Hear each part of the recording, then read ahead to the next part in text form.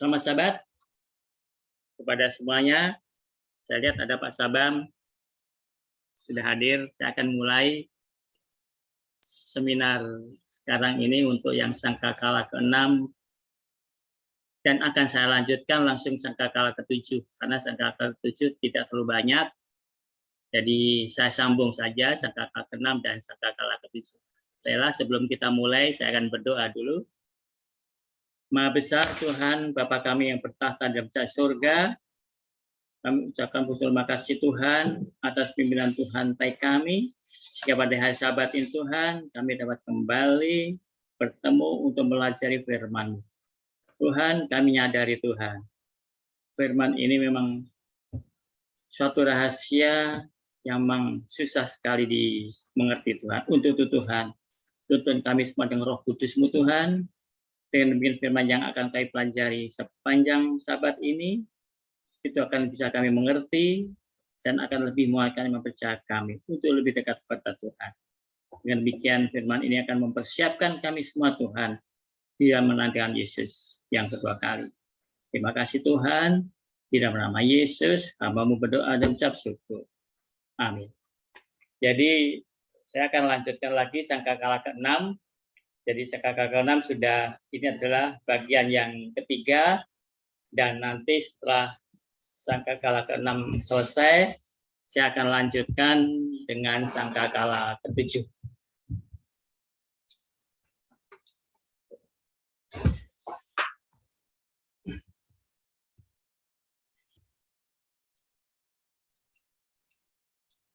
Kita ulang sejenak apa yang telah kita pelajari sebelum kita membahas ayat demi ayat dari sangkakala ke-6.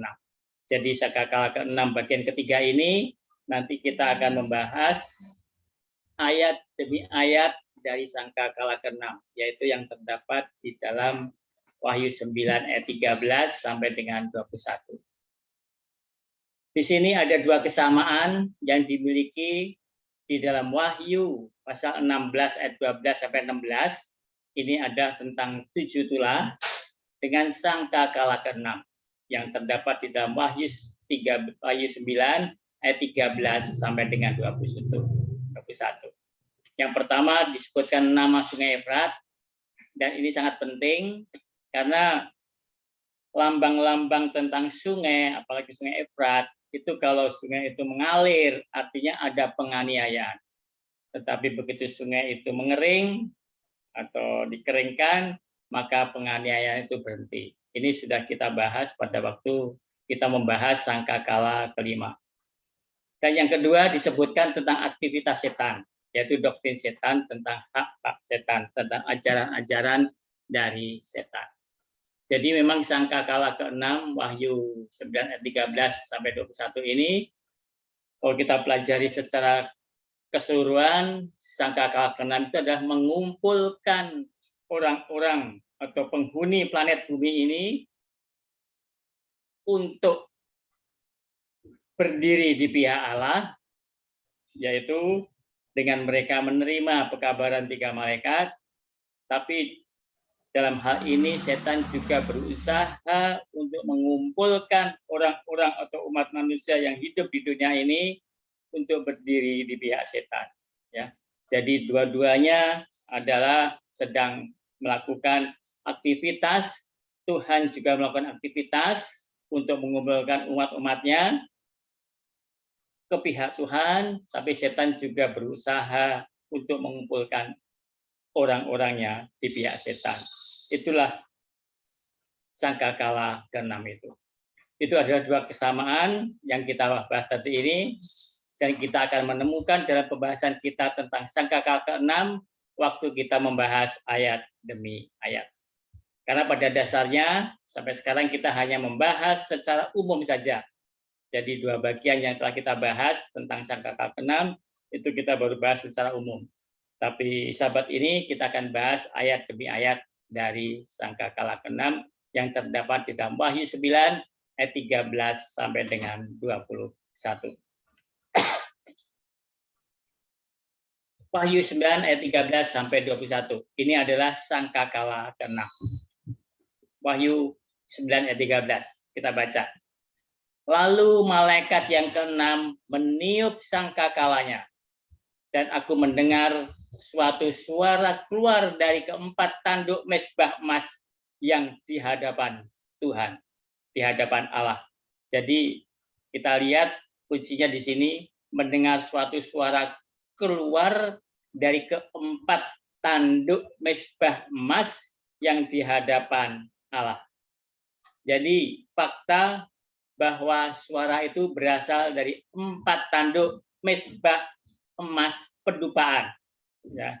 Jadi di bait suci ada 2 mezbah, 1 mezbah korban bakaran dan 1 itu ada di luar di pelataran, tapi ada 1 lagi mezbah pedupaan itu ada di dalam bilik suci dari bait suci, dan itu di depan layar, ya kan, yang membatasi antara bilik suci dan bilik yang maha suci.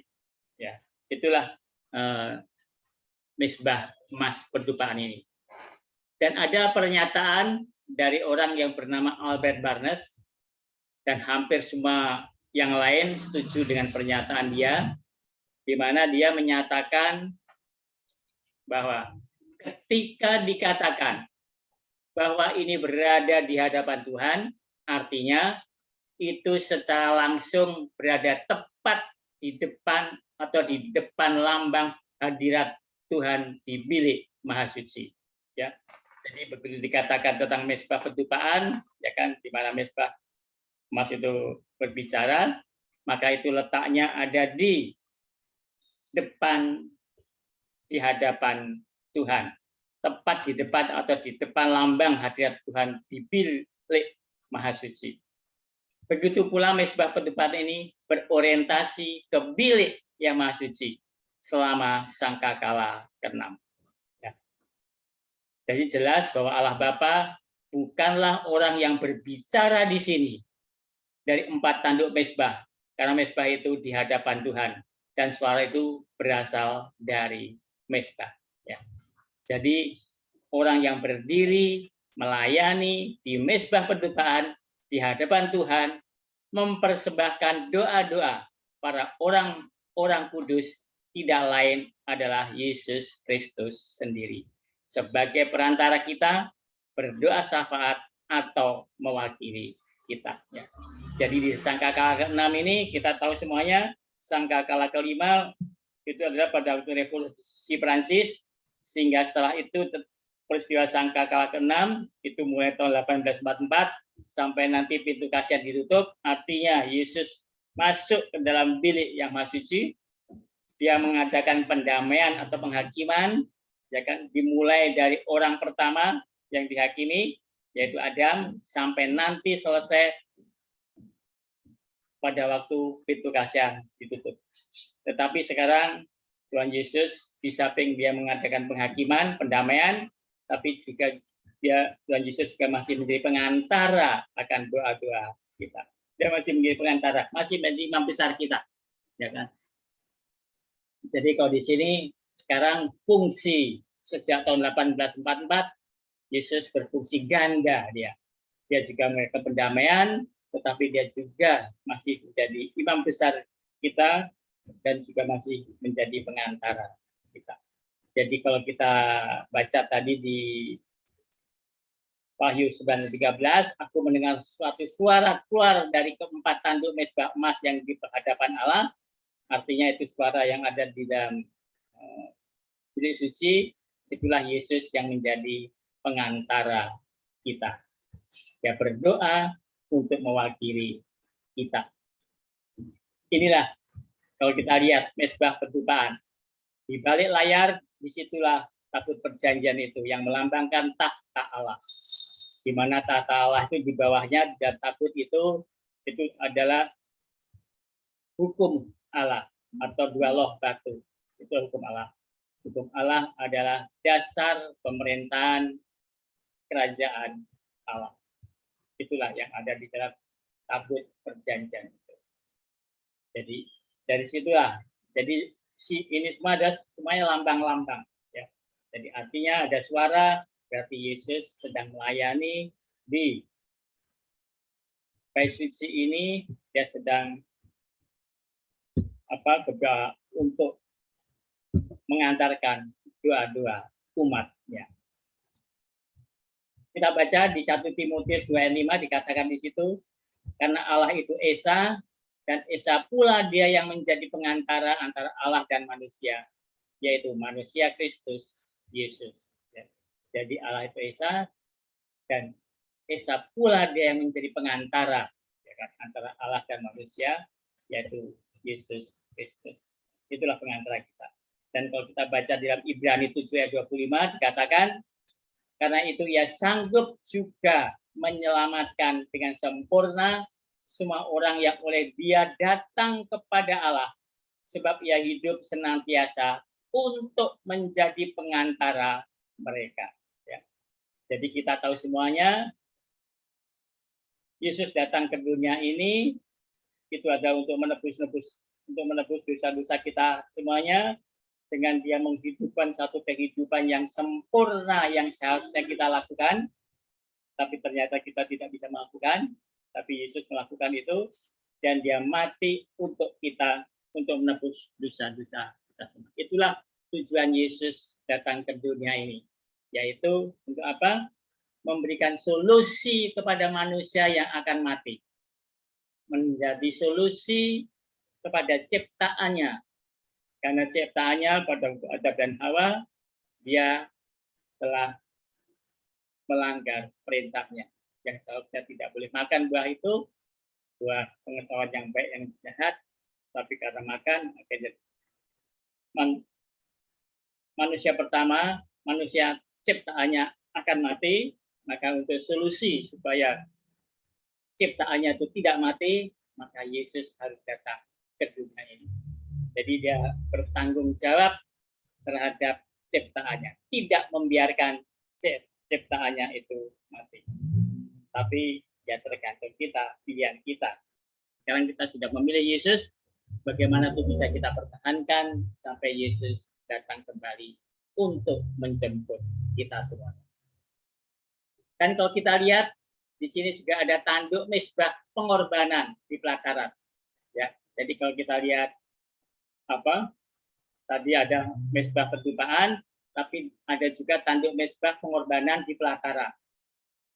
Tanduk mezbah pengorbanan di pelataran melambangkan rahmat Tuhan atau belas kasihan Tuhan dan perlindungan Tuhan, kekuatan di saat krisis ketika hidup dalam bahaya. Ya.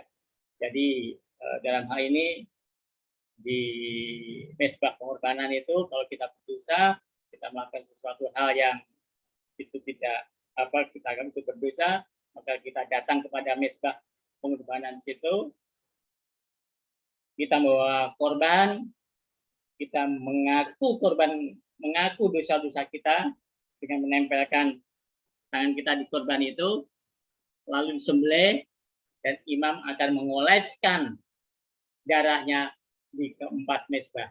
Sisa darahnya itu akan dicurahkan di bawah mezbah. Sehingga tanduk mezbah pengorbanan di pelataran itu melambangkan rahmat Tuhan. Dan ini juga kita lihat pada waktu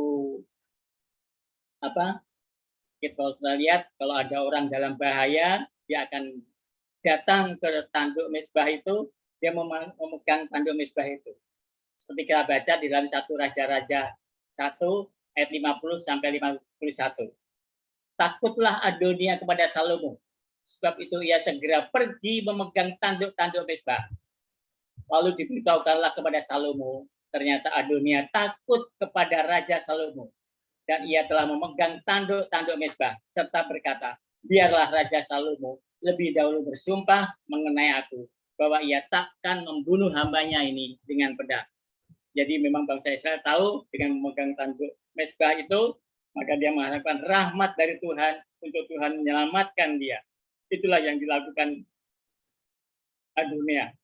Ya kan, pada waktu dia tahu dia sudah menobatkan dia sebagai raja, ternyata Daud menobatkan Salomo sebagai raja, sehingga dia tahu, sehingga dia memegang tanduk-tanduk itu supaya mendapat belas kasihan dari Salomo. Itulah mereka. Sama juga dengan kalau kita baca dalam 1 Raja-Raja 2 ayat 28. Ini terjadi juga kepada Yoab, ya kan? Ketika kabar itu sampai kepada Yoab, memang Yoab telah memihak kepada Adonia, sekalipun ia tidak memihak kepada Absalom. Maka larilah Yoab ke kemah Tuhan, lalu memegang tanduk-tanduk Mezbah. Ya. Jadi Yoab ketakutan, dia lari ke Mezbah, dia memegang tanduk-tanduk itu untuk mengharapkan rahmat Allah untuk menyelamatkan dia. Itulah yang terjadi, ya kan? Namun jika Israel tidak bertobat dari dosanya, maka tanduk dipatahkan. Ini bisa kita baca dalam Amos 3 ayat 14 dan 15. Dan tidak ada belas kasihan yang diberikan. Ya kan? Kita baca bahwa pada waktu aku menghukum Israel karena perbuatan-perbuatannya yang jahat, aku akan melakukan hukuman kepada mezbah-mezbah Betel, sehingga tanduk-tanduk mezbah itu dipatahkan dan jatuh ke tanah. Ya. Jadi rahmat Tuhan sudah tidak ada lagi dengan mezbah-mezbah, tanduk mezbah itu dipatahkan. Ayat 15, aku akan merobohkan balai musim dingin beserta balai musim panas, hancurlah rumah-rumah gading dan habislah rumah-rumah gedang. Demikianlah firman Tuhan. Demikian juga dalam pelayanan sehari-hari, darah dioleskan pada tanduk mezbah pengorbanan, ya kan? Untuk menunjukkan bahwa dosa-dosa yang diakui Israel telah diampuni. Ya. Jadi pada waktu orang Israel berdosa, dia membawa binatang, binatang itu disembelih, darahnya dioleskan pada tanduk-tanduk mezbah pengorbanan. Itu yang ada di depan bait suci. Artinya itu menunjukkan bahwa dosa-dosa yang diakui Israel telah diampuni. Ya. Ini bisa kita baca di dalam Imamat 4 ayat 24 sampai dengan 25. Ya kan? Saya tidak akan bacakan, tapi ayatnya saya sajikan di situ. Ya. Nah, inilah mezbah pengorbanan itu. Mezbah pengorbanan ada di depan bait suci. Tapi kalau mezbah pendupaan ada di dalam bait suci, di bilik suci, di depan tirai bilik maha suci. Itu mezbah pendupaan. Tapi kalau mezbah pengorbanan itu ada di depan bait suci, ya kan? Pintu masuk, terus ada mezbah pengorbanan. Disitulah korban-korban itu dibakar. Tapi sebelum dibakar, korban yang disembelih, darahnya dioleskan di 4 tanduk dari mezbah itu, sisanya dibuang di bawahnya. Ya, itulah gambaran kalau kita melihat denah dari bait suci itu. Mezbah yang dilihat dalam Wahyu 9 ayat 13 bukanlah mezbah pengorbanan, ya kan? Melainkan mezbah pendupaan. Karena letaknya di hadapan hadirat Allah yang langsung di depan tabir yang mengarah ke bilik maha suci. Ya. Jadi seperti yang telah kita ketahui, sangkakala ke-6 berhubungan dengan peristiwa yang terjadi antara tahun 1844 dan penutupan masa pintu Kasian. Itulah sangkakala ke-6 itu. Yesus selama sangkakala ke-6 ada di dalam bilik maha suci. Ya. Dan secara signifikan darah ini dioleskan pada tanduk mezbah pendupaan setahun sekali untuk penebusan dan membersihkan bait suci dari dosa-dosa Israel yang telah masuk ke sana sepanjang tahun. Ini bisa kita baca di dalam Keluaran 30 ayat 10 dan Imamat 16 ayat 16 sampai dengan 18. Ya. Ini tentang penghakiman atau tentang pendamaian, ya kan. Jadi ini berurusan dengan simbolisme dari bait maha suci pada sangkakala ke-6. Jadi sangkakala itu adalah tentang pendamaian, tentang hakiman, dan kalau kita melihat untuk lebih mengetahui apa yang dilakukan Yesus, kita bisa baca di Imamat 16, ya kan, dan juga Keluaran 13:10 itu. Disitulah upacara-upacara itu dilakukan, dan upacara-upacara itu menunjukkan apa yang dilakukan Yesus sekarang ini. Jadi sebetulnya kalau kita lihat di Perjanjian Lama itu adalah lambang-lambang apa yang suatu nubuatan yang dilakukan secara orang Israel atau umat Allah pada waktu itu secara kondisinya di tempat yang ditunjuk di Timur Tengah sana. Tetapi kalau di Perjanjian Baru itu adalah umat secara global dunia ini. Jadi kalau Perjanjian Lama itu hanya menunjuk Israel di daerah itu, di situ saja, tapi begitu Perjanjian Baru itu menunjuk juga Israel sama Tuhan secara global seluruh dunia ini. Itulah yang akan terjadi. Nanti akan kita lihat. Jadi pintu kasihan masih terbuka pada saat ini karena pengolesan darah di tanduk mezbah pertumpahan sekali setahun untuk menebus dan membersihkan bait suci. Pintu kasihan tidak akan ditutup sampai semua dosa umat Tuhan telah dibersihkan dari bait suci. Semua ini dilambangkan dalam hari pendamaian yang dilakukan Imam Harun. Itu bisa kita baca di dalam Keluaran 30 ayat 10 ya. Itulah sekali setahun haruslah Harun mengadakan pendamaian di atas tanduk-tanduknya dengan darah korban penghapus dosa, pembawa pendamaian.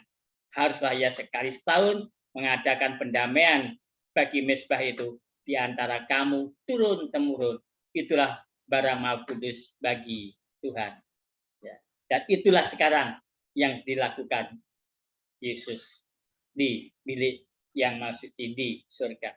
Tapi sudah tidak dengan mengoleskan darah lagi, tapi sekali saja darah Yesus yang telah tercurah dari kayu di waktu dia disalib, dan sekarang dia menjadi pengantara kita di bilik di bait suci surgawi.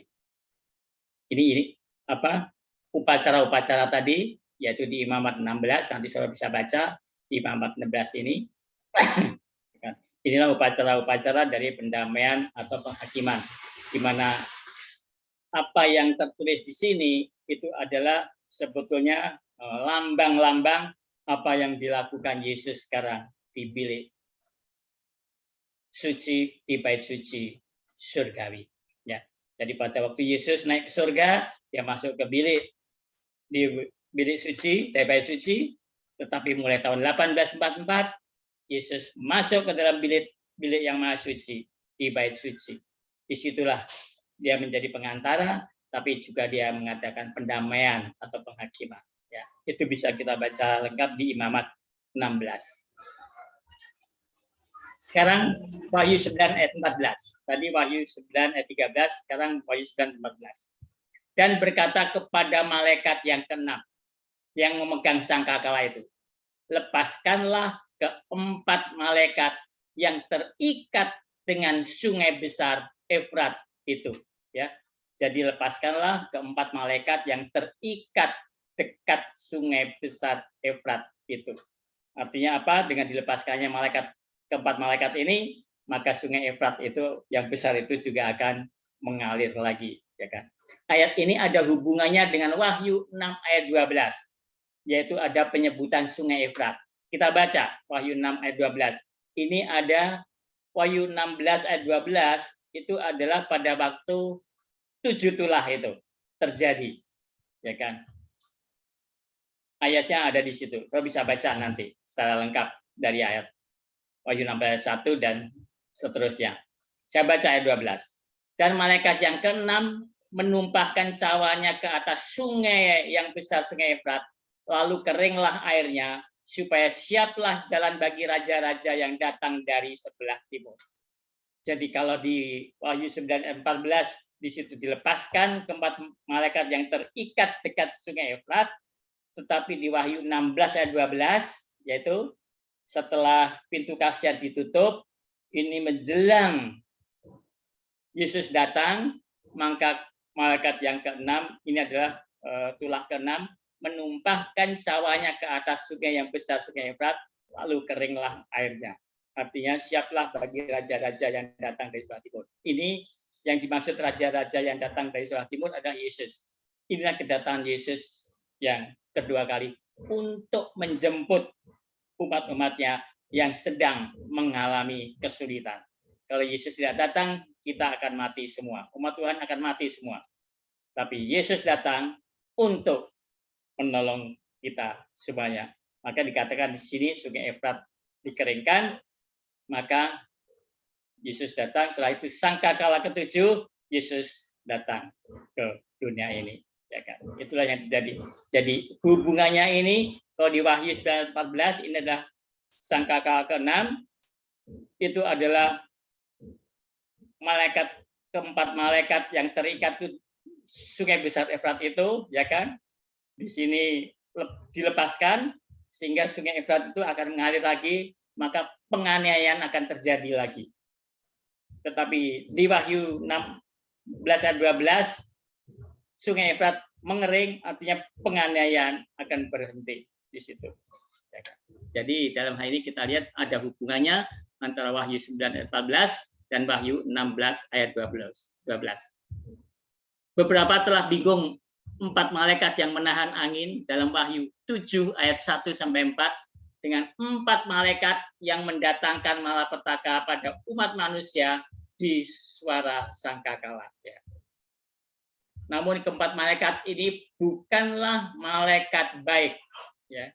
Jadi keempat malaikat ini bukanlah malaikat baik yang menahan angin perselisihan dalam Wahyu 7 ayat 1 sampai dengan 4. Kita baca di sini Wahyu 7 ayat 1 sampai 3 kita baca.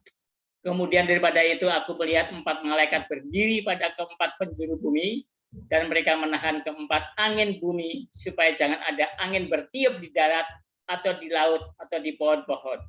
Dan aku melihat seorang malaikat lain muncul dari tempat matahari terbit. Ia membawa meterai Allah yang hidup, dan ia berseru dengan suara nyaring kepada keempat malaikat yang ditugaskan untuk merusakkan bumi dan laut.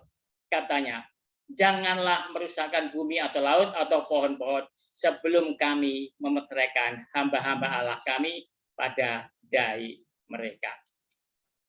Jadi malaikat jahat ini sedang menunggu Tuhan untuk melepaskan mereka, sehingga mereka dapat mendatangkan malapetaka pada umat manusia seperti yang dapat kita lihat dalam konteks berikutnya ini. Karena ketika mereka dilepaskan, maka yang terjadi adalah ada bencana alam di dunia. Kita tidak mengerti bahwa hanya 4 malaikat disebut menyebabkan kehancuran. Sebetulnya angka 4 mewakili universalitas atau jangkauan secara global, secara menyeluruh, ya kan? Itu sebetulnya lambang, maksudnya hanya 4 malaikat. Kita lihat di Yesaya 7 ayat 12 dan Matius 24 ayat 31 dan Wahyu 7 ayat 1 sampai 2. Sehingga sangkakala ke-6 berlaku secara global. Jadi maksudnya 4 malaikat itu bersifat global. Jadi sangkakala ke-6 juga berlaku secara global. Dengan kata lain, setan dan para malaikatnya yang pergi ke seluruh dunia untuk mendatangkan malapetaka mulai tahun 1844, terutama mengintensifkan ketika mendekati penutupan masa pintu kasihan. Jadi dari 1844 sampai sekarang kalau kita lihat, maka kerjaan setan bertambah terus, lebih intensif lagi, ya kan? Karena dia tahu Yesus juga segera datang, maka dia mengintensifkan untuk mengumpulkan orang-orang di pihak setan. Itulah yang terjadi sekarang ini. Kita baca Yesaya 7 ayat 2. Engkau anak manusia, katakanlah, beginilah firman Tuhan Allah kepada tanah Israel. Berakhirlah keempat penjuru tanah itu. Matius 24 ayat ke-1 dikatakan ini tentang keempat itu tadi ya, lambang 4 itu. Dan ia akan menyuruh keluar malaikat-malaikatnya dengan meniup sangkakala yang dahsyat bunyinya. Dan mereka akan mengumpulkan orang-orang pilihannya dari keempat penjuru bumi, dari ujung langit yang satu ke ujung langit yang lain. Jadi maksudnya keempat malaikat tadi itu adalah keempat penjuru bumi, seluruh dunia ini, global. Itulah maksudnya. Jadi sangkakala kelemahan, sangkakala ke-6 adalah bersifat global.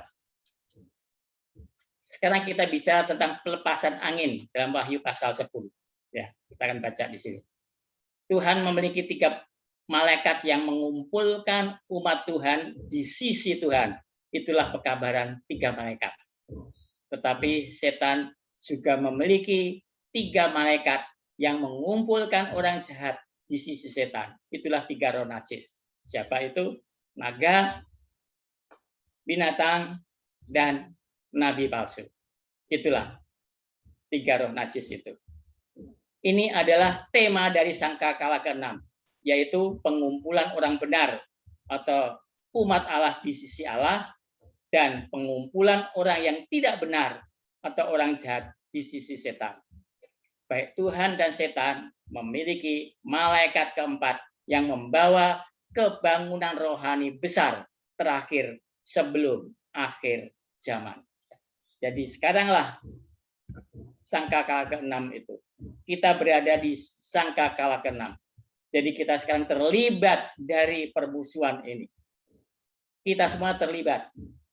Tinggal bagaimana kita. Kita mau ada di pihak siapa? Apakah kita akan menerima pekabaran 3 malaikat dan mengabarkannya, atau kita justru terpengaruh dengan adanya 3 roh najis. Meskipun kita sudah menerima Yesus, itulah tantangan yang harus kita hadapi di akhir zaman ini.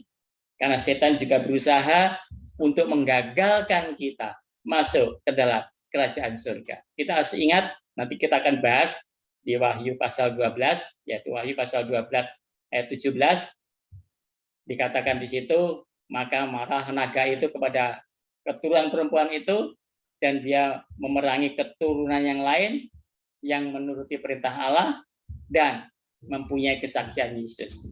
Itulah apa yang dilakukan setan itu untuk menggagalkan umat Tuhan masuk ke Kanaan surgawi. Sama dengan ayat itu, sama dengan Kejadian 3 ayat 15, di mana di situ dengan Yesus mau datang, maka setan juga berusaha untuk menggagalkan umat Allah, yaitu Israel, mengabarkan bahwa Mesias akan datang. Ternyata dia berhasil, ya kan, menggagalkan umat Allah, yaitu Israel, untuk mengabarkan bahwa Mesias akan datang. Dan sekarang di Perjanjian Baru, setan berusaha juga untuk menggagalkan umat Allah, ya kan, untuk supaya kita tidak masuk ke dalam Kanaan surgawi. Setan akan memiliki kebangunan rohani besar sebelum akhir zaman. Demikian juga Tuhan akan memiliki kebangunan rohani yang hebat sebelum akhir zaman. Seperti yang telah disebutkan sebelumnya, hanya pada waktu lain nama sungai besar Efrat muncul dalam kitab Wahyu di pasal 16 ayat 12. Jadi pasti ada hubungannya antara sangkakala ke-6 dan tulah ke-6. Karena sangkakala ke-6 tadi yang di Wahyu pasal 9 ada sungai Efrat, dan di Wahyu pasal 16 ayat 12 itu juga ada sungai Efrat, itu ada di tentang tulah, ya kan, 7 tulah itu. Beberapa penafsir, ya kan, telah berusaha menemukan penerapan sangkakala ke-6 untuk pertumbuhan fenomenal Islam radikal karena penyebutan sungai Efrat. Ya, banyak penafsir-penafsir yang mengatakan tentang sungai Efrat, yaitu adalah tentang Islam radikal karena disebutkan sungai Efrat. Efrat kan ada di Irak, Irak kan di situ ada Muslim radikal. Jadi itulah yang banyak penafsir-penafsir yang melakukan seperti itu. Mereka menafsirkan ini sebagai ungkapan literal di Irak. Pertanyaan yang harus kita tanyakan adalah prinsip hermeneutis atau prinsip interpretasi, ya kan? Apa yang memungkinkan para ekspositor ini untuk mengatakan bahwa Efrat dalam Wahyu pasal 9 mengacu pada lokasi geografis literal di Timur Tengah, sedangkan sungai Efrat Wahyu 16 mengacu pada banyak orang di seluruh dunia di bawah kendali spiritual Babel. Ya. Jadi kalau kita lihat di Sungai Efrat di Wahyu 19, kalau cara menafsirkannya seperti itu, berarti Wahyu 19 itu ditafsirkan secara literal, itu ada di Irak, ya kan? Tetapi kalau Sungai Efrat yang di Wahyu 16 dilambangkan itu sebagai orang-orang di seluruh dunia di bawah kendali spiritual Babel. Jadi kan kalau kita lihat ini ada di dalam Perjanjian Baru, satu secara literal, satu secara lambang. Jadi ya nggak cocok. Kalau literal ya dua-duanya literal, tapi kalau lambang ya dua-duanya harus lambang. Itulah maksudnya. Ya. Jadi mengapa dalam Wahyu 9 ada Sungai Efrat literal, dan mengapa dalam Wahyu 16 mewakili banyak bahasa, bangsa, dan kaum, itu kan suatu lambang. Jadi kedua ayat itu adalah setelah salib, jadi keduanya harus menjadi simbol. Ya. Jadi kalau kita menyatakan Efrat di 9, Wahyu 9 adalah literal, maka di Wahyu 16 juga harus literal. Tapi kalau di Wahyu 16 kita nyatakan itu simbol, maka di Wahyu 9 itu juga merupakan simbol. Jadi duanya harus sama cara menafsirkannya. Itu yang dimaksud. Ya. Jadi tidak boleh satu ditafsirkan secara literal, tapi satunya lagi ditafsirkan secara simbol. Itu Itu nggak masuk. Ya kan? Ini yang dimaksud dari pernyataan ini. Jadi dua-duanya harus ditafsirkan dengan sama secara simbol. Itulah yang dimaksudkan. Singkatnya, mengapa kita harus memahami Efrat dan Wahyu 16 ayat 12 sebagai simbol, sementara kita memahami Wahyu 9 ayat 14 sebagai literal, ketika keduanya berlaku untuk periode akhir zaman yang sama.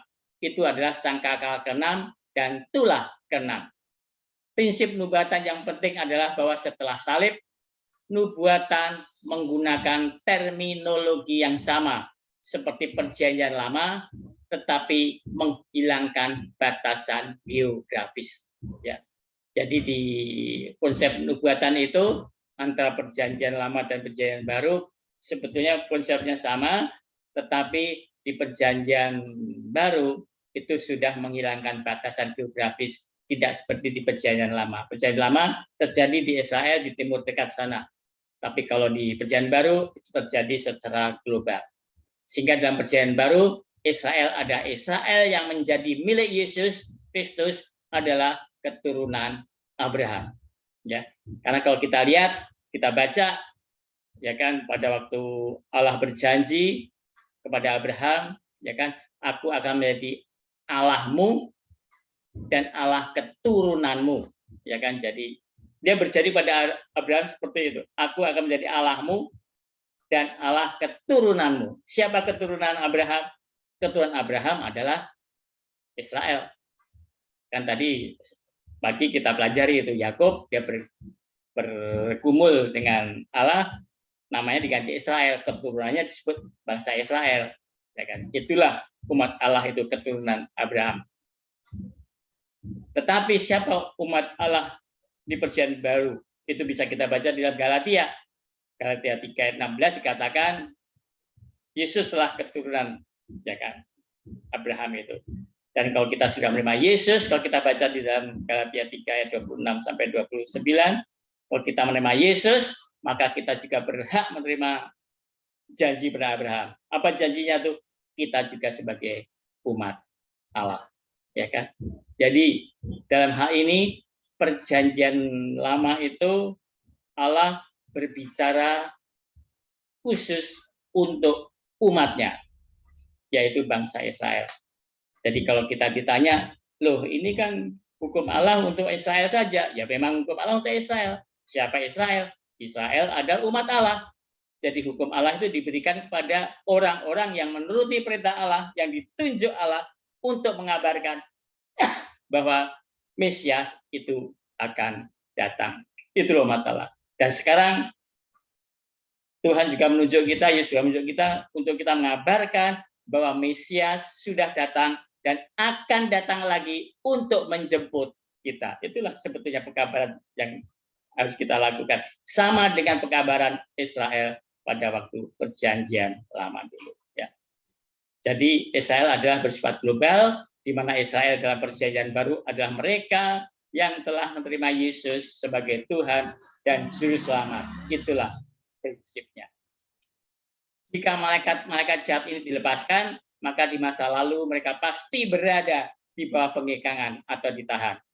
Apa yang menahan para malaikat jahat ini dari memanifestasikan kekuatan penghancur mereka? Jawabannya ada di Wahyu 12 ayat 16. Menjelaskan apa yang menahan mereka, yang membantu menolong perempuan adalah bumi. Kita baca Wahyu 12 16. Tetapi bumi datang menolong perempuan itu, ia membuka mulutnya dan menelan sungai yang disemburkan naga itu dari mulutnya. Jadi tanduk kecil menerima luka mematikan pada tahun 1798. Ini pada sangkakala kelima, kita sudah bahas. Dan pemerintah sipil dunia telah menjaga luka itu di tempatnya. Sehingga sampai sekarang luka itu masih ada, sampai nanti akan luka itu disembuhkan kalau ada pemerintahan sipil lagi yang mendukung tanduk kecil tersebut. Meskipun itu menyembuhkan dengan sangat cepat, namun ketika binatang dari bumi memberikan kekuatan sipil kembali ke binatang yang keluar dari laut atau tanduk kecil, maka luka yang mematikan sembuh. Maka pengekangan akan dihapus dan setan akan mewujudkan dan menampilkan kekuatan terakhirnya. Dalam konteks ini kita perlu memahami arti dari 2 Tesalonika 2 ayat 6. Kita baca, dan sekarang kamu tahu apa yang menahan dia, sehingga ia baru akan menyatakan diri pada waktu yang telah ditentukan baginya. Ya. Jadi sementara kekuatan sipil Kekaisaran Romawi memerintah, tanduk kecil berada di bawah pengekangan karena sudah ada penguasa, yaitu Kekaisaran Romawi. Tetapi nanti kalau Kekaisaran Romawi sudah dihapuskan, dihancurkan, maka disitulah tanduk kecil akan mulai berkuasa. Namun ketika kekuatan sipil Roma disingkirkan oleh invasi barbar, tanduk kecil dilepaskan atau dibebaskan. Ya kan? Inilah yang dikatakan tadi. Untuk mendatangkan malapetaka selama abad pertengahan di bawah kepimpinan setan sang naga itu. Wahyu 12 ayat 13 sampai dengan 15. Ya kan? Saya nggak usah bacakan di situ. Saudara bisa baca saja di Wahyu 12 ayat 13-15, di mana naga itu sadar, ya dilemparkan ke bumi, maka dia memburu perempuan itu yang melahirkan anak-anak itu, ya kan. Dan nanti kalau di ayat 17, maka marah naga itu sehingga ia memerangi keturunan yang lain yang menuruti perintah Allah dan mempunyai saksian Yesus. Jadi setan naga itu berusaha untuk menggagalkan umat Allah masuk ke Kanaan surgawi. Itulah sekarang yang terjadi sekarang ini. Karena setan sekarang berusaha untuk mengumpulkan orang-orangnya di pihak dia. Tapi Tuhan juga bekerja untuk mengumpulkan orang-orangnya di pihak Tuhan. Itulah pekabaran 3 malaikat itu. Sekarang perhatikan istilah menarik yang digunakan Kardinal Henry Edward Manning untuk menggambarkan penghapusan pengekangan pada kepausan oleh kekuatan sipil. Ketika orang-orang barbar menginvasi Kekaisaran Romawi, Paus menemukan diri mereka sendiri, satu-satunya sumber ketertiban, perdamaian, hukum, dan keamanan. Dan dari jam pembebasan takdir ini, ketika dengan campur tangan ilahi, rantai jatuh dari tangan penerus Santo Petrus, seperti sebelumnya darinya sendiri. Tidak ada penguasa yang pernah memerintah di Roma kecuali wakil Yesus Kristus. Ini ditulis oleh Henry Edward Manning. Ya. Kepausan dapat mulai memerintah jika Kekaisaran Romawi disingkirkan, sehingga dapat memberikan kekuasaan kepada kepausan.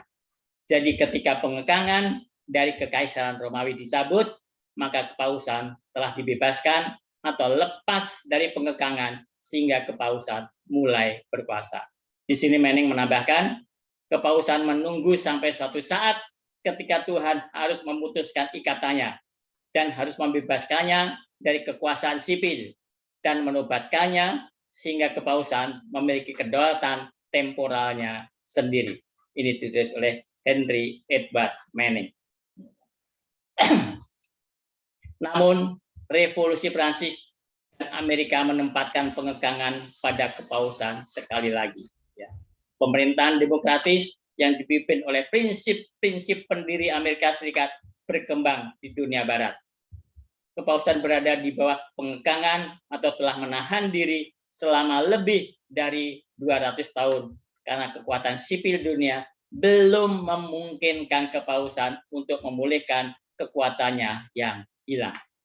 Kita lihat bahwa setan masih memanifestasikan kekuatannya selama sangkakala ke-6, tetapi dia tidak diizinkan untuk memiliki kekuatan dan kontrol penuh. Sehingga kepausan telah ditahan selama lebih dari 200 tahun karena kekuatan sipil dunia tidak mengizinkan kepausan untuk memulihkan kekuatannya yang hilang. Kita perhatikan kata dari Maleaki Martin, Imam Yesuit Katolik Roma. Dia menulis buku yang terkenal, ya kan? Selama 1.500 tahun dan lebih, Roma telah mempertahankan kekuatannya di setiap komunitas lokal di seluruh dunia. Pada umumnya, dan berarti beberapa pengecualian yang telah menjadi pandangan Romawi sampai 200 tahun tidak aktif telah dikenakan pada kepausan oleh kekuatan sekuler utama kekuatan dunia. Itulah yang ditulis oleh Maleaki Martin. Dimulai dengan Prancis dan itu berlanjut dengan semua kekuatan sekuler dunia. Karena mereka tidak lagi mengizinkan gereja menggunakan negara untuk mencapai tujuannya. Apakah pengekangan akan diambil lagi? Tentu saja. Jika ada pengekangan itu berarti bahwa kekuatan sipil tidak lagi mendukung kekuasaan agama. Pada waktu terjadi pengekangan, artinya apa? Kekuatan sipil tidak lagi mendukung kekuasaan agama. Apa artinya? Apa artinya melepaskan kekuasaan agama dari pengekangan? Artinya dukungan mereka kepada kekuasaan agama. Pedang yang diambil dari kekuasaan agama sekarang dikembalikan kepada kekuasaan agama. Itulah maksudnya. Jadi pada waktu revolusi Prancis, pedang itu diambil, tapi nanti kalau dikatakan bahwa dia akan mempunyai kuasa lagi, pedang itu akan dikembalikan lagi kepada kekuasaan agama sehingga mereka akan berkuasa kembali. Itulah yang dimaksud di sini. Jadi dengan kata lain, ketika binatang bertanduk domba mengembalikan pedang ke binatang ini dengan membuat patung dan darinya dan memerintahkan semua orang untuk menyembahnya dan menerima tandanya, maka pengekangan yang ditempatkan pada kekuasaan agama akan dihapus dan dia akan mendatangkan malapetaka sekali lagi seperti yang dia lakukan di masa lalu. Jadi apa yang akan dilakukan negara Amerika Serikat? Ellen White menggambarkan apa arti melepaskan pengekangan dari tanduk kecil di masa depan. Ini katanya dia. Biarkan pengekangan yang sekarang diberlakukan oleh pemerintah sekuler dihapus dan Roma dipulihkan dalam kekuatannya yang dulu dan akan segera ada kebangkitannya, tirani dan penganiayaan. Great Controversy halaman 564.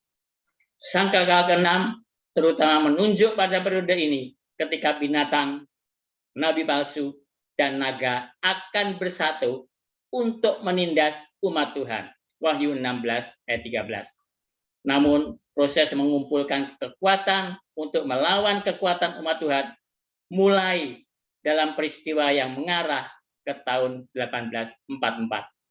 Tidak dapat dipungkiri bahwa spiritualisme modern memiliki asal-usul dengan saudara perempuan Fox sekitar waktu yang sama. Jadi kalau kita lihat tentang spiritualisme dari saudara yang dilakukan Fox ini, itu terjadi kurang lebih dekat-dekat dengan 1844. Ya, itu terjadi di situ kalau kita lihat apa sejarahnya. tidak dapat lebih menekankan bahwa spiritualisme modern memiliki asal-usul dengan saudara perempuan Koch pada tahun 1848. Dan sebaliknya mengatakan ini adalah awal dari sesuatu yang akan tampak menjadi apa yang bersifat global.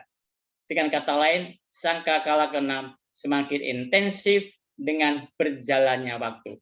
Sangkakala 6 dimulai dari tahun 1844 sampai dengan pintu Kasya ditutup. Ya. Jadi kalau kita lihat sebetulnya kalau kita pelajari dengan teliti dari awal adanya nubuatan 2300 petang dan pagi, ya kan, di mana berakhirnya nubuatan itu adalah 1844, di mana disitulah dikabarkan tentang penghakiman telah tiba. Disitulah sebetulnya umat-umat Allah diingatkan, karena pada tahun-tahun itu banyak sekali ajaran-ajaran dari tadi yang dikatakan 3 roh najis tadi. Mereka juga berjuang dengan keras sekali. Ada evolusi, brutalisme, dan macam-macam lah, ya kan. Itulah yang terjadi. Sehingga kalau kita lihat kalender of event dari tadi Yesus yang memberitahukan tentang nubuatan 2300 petang dan pagi, itu adalah kalender of event dari Yesus, atau itu adalah rencana kerja Yesus, karena tujuannya ada Tuhan Yesus memberitahukan kepada umat-umatnya mulai tahun 1844 akan terjadi penghakiman. Kenapa terjadi penghakiman? Ya karena memang waktunya sudah diberitahukan kepada kita apa yang akan terjadi. Jadi kita harus mempersiapkan diri kita, ya kan, setelah 1844. Karena sekarang penghakiman itu sedang berlangsung. Sekarang Wahyu 9:15, ya kan? Tadi Wahyu 9:15, sekarang Wahyu 9:15. Maka dilepaskanlah keempat malaikat yang telah disiapkan bagi jam dan hari, bulan dan tahun untuk membunuh sepertiga dari umat manusia. Ya, jadi dikatakan di sini dilepaskan 4 malaikat itu pagi, jam, hari, bulan, dan tahun untuk membunuh sepertiga dari umat manusia. Angka 4 dalam Alkitab menunjukkan universalitas atau perluasan global, tadi sudah kita bahas. Seperti yang telah kita catat Wahyu 16 dan 14 memberitahukan kita bahwa roh-roh iblis akan mengumpulkan orang-orang di seluruh dunia untuk pemberontakan melawan Tuhan. Ya, itu di Wahyu 16 dan 14. Ya kan? Nanti kita baca apa arti dari ungkapan jam, hari, bulan, dan tahun. Sebuah studi yang cermat dari Wahyu menunjukkan bahwa arti ungkapan jam adalah jamnya Tuhan, yaitu penghakiman. Wahyu 14 ayat 6 sampai dengan 7. Kita baca Wahyu 14 6 7, ini adalah pekabaran malaikat yang pertama. Dan aku melihat seorang malaikat yang lain terbang di tengah-tengah langit, dan padanya ada Injil yang kekal untuk diberitakannya kepada mereka yang diam di atas bumi, dan kepada semua bangsa dan suku dan bahasa dan kaum. Dan ia berseru dengan suara nyaring, takutlah akan Allah dan muliakanlah Dia, karena telah tiba saat penghakimannya, dan sembahlah Dia yang telah menjadikan langit dan bumi dan laut dan semua mata air. Jadi kalau kita baca pekabaran 3 malaikat ini adalah pekabaran yang terakhir dari Yesus kepada umat manusia. Kenapa Yesus memberikan pekabaran terakhir ini kepada Yohanes? Ya kan, seperti Yohanes mati, dia ada di Pulau Patmos, diberikan pekabaran ini karena sepanjang Yesus tahu, sepanjang setelah Yesus naik ke surga, penyebaran agama Kristen akan menyimpang, dan kenyataannya begitu, menyimpang. Ya kan? Ada perubahan-perubahan kebaktian dan segala macam. Sehingga disinilah pekabaran malaikat itu disampaikan. Kalau kita lihat daripada perintah Yesus, ya kan, perintah agung itu, pergi, jadikanlah semua bangsa muridku, baptiskan dia, dan ajar mereka. Itulah perintah agung itu. Pergi, jadikan semua bangsa muridku, baptiskan dia.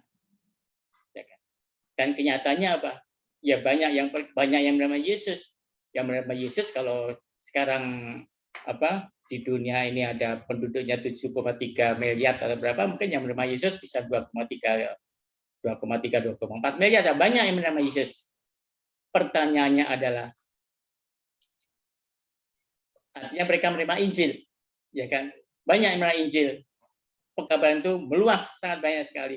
Pertanyaannya adalah, apakah mereka takut akan Allah, memuliakan Dia, dan mereka tahu tentang hakimannya, dan sembahlah Dia yang telah menjadikan langit dan bumi dan laut dan semua mata air. Itulah pertanyaannya. Sehingga pekabaran 3 malaikat, terutama pekabaran malaikat pertama ini adalah mengingatkan kita semuanya yang sudah menerima Yesus, bahwa kalau kita sudah menerima Yesus, kita sudah menerima kasih karunia dari Yesus Kristus, maka apa yang harus kita lakukan? Itulah perintah yang pertama, bagian kedua itu. Takutlah akan Allah, muliakanlah Dia, karena telah tiba saat penghakimannya, dan sembahlah Dia. Karena sering orang mengatakan, saya sudah menerima kasih karunia Yesus, pasti saya selamat. Ya kan? Ya, soal kebaktian kan yang penting saya sudah menerima Yesus, itulah yang sekarang sedang terjadi, ya kan? Ada 2,3 orang Kristen yang menerima Yesus, ya kan? Tapi yang menuruti perintah Allah dan menyaksikan Yesus, kemarin saya lihat cuma berapa, 20 atau 22 juta, ya kan? Itu yang terjadi. Jadi penghakiman dimulai pada tahun 1844 sampai pintu kasihan ditutup. Bagian lain dari kitab suci menunjukkan bahwa hari itu mengacu pada hari penebusan yang terjadi menurut perjanjian lama. Hari ke-10, bulannya ada Tisri, bulan ke-7, dan tahunnya 1844. Lihat Imamat 23 ayat 27 dan Daniel 8 ayat 14. Ya kan? Imamat 23-27 dikatakan, akan tetapi pada tanggal 10 bulan yang ke-7 itu ada hari pendamaian. Kamu harus mengadakan pertemuan kudus dan harus merendahkan diri dengan berpuasa dan mempersembahkan kurban api-apian kepada Tuhan. Itu adalah hari pendamaian. Dan Daniel 8:14 dikatakan, maka ia menjawab, sampai lewat 2300 petang dan pagi, lalu tempat kudus itu akan dipulihkan dalam keadaan yang wajar. Jadi akhir dari nubuatan 2300 petang dan pagi atau 2300 tahun adalah penghakiman di surga dimulai. Dan itu dimulai pada tanggal 22 Oktober 1844. Itu adalah hari, bulan, yaitu bulan Oktober, dan tahunnya 1844. Ya. Di sini ada komentar Jamison, ya kan, yang menjelaskan hanya sekali sebelum semua periode menyatakan bahwa jam dalam hari dan hari dalam bulan dan bulan dalam tahun, dan tahun itu sendiri sudah pasti telah ditetapkan oleh Tuhan. Ayat ini tidak menggambarkan kehancuran akhir dari total dari orang fasik setelah penutupan masa pintu kasihan di akhir masa kesusahan, karena tentara setan ini hanya mampu menghancurkan sepertiga umat manusia, ya kan? Jadi itulah yang, jadi kalau kita lihat mereka hanya mampu menghancurkan sepertiga umat manusia. Jadi kita lihat di sini tadi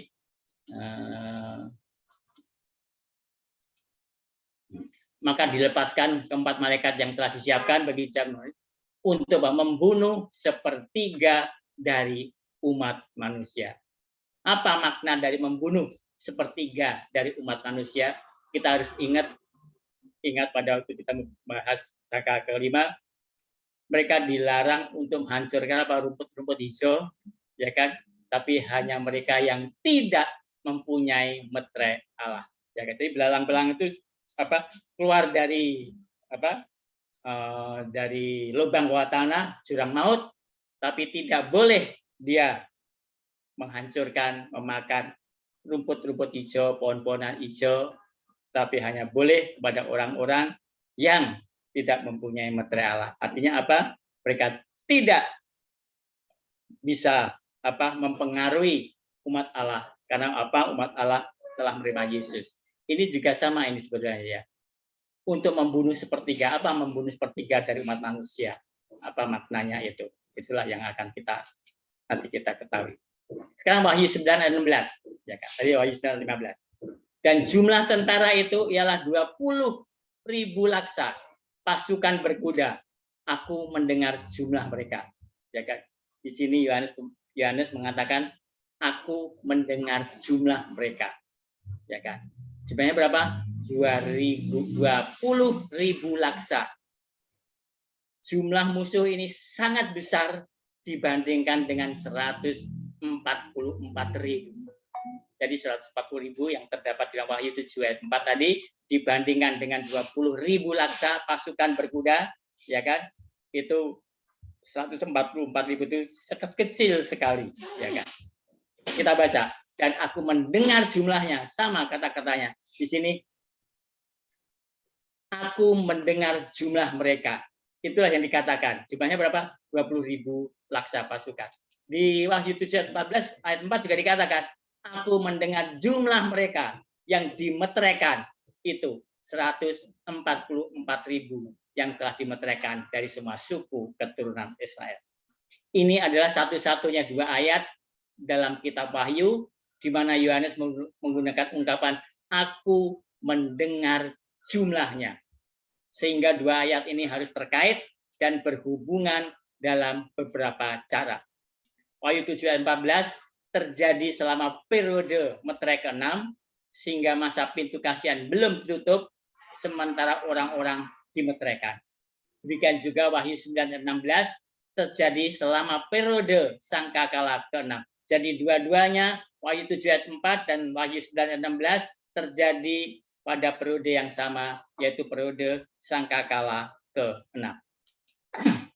Sekarang kita perhatikan bagaimana Ellen White membandingkan jumlah pengikut Allah dengan pengikut setan.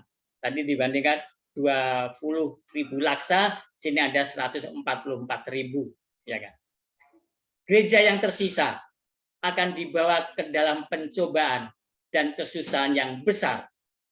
Mereka yang menuruti perintah Allah dan iman kepada Yesus akan merasakan kemarahan naga dan tuan rumahnya. Setan menganggap dunia sebagai miliknya.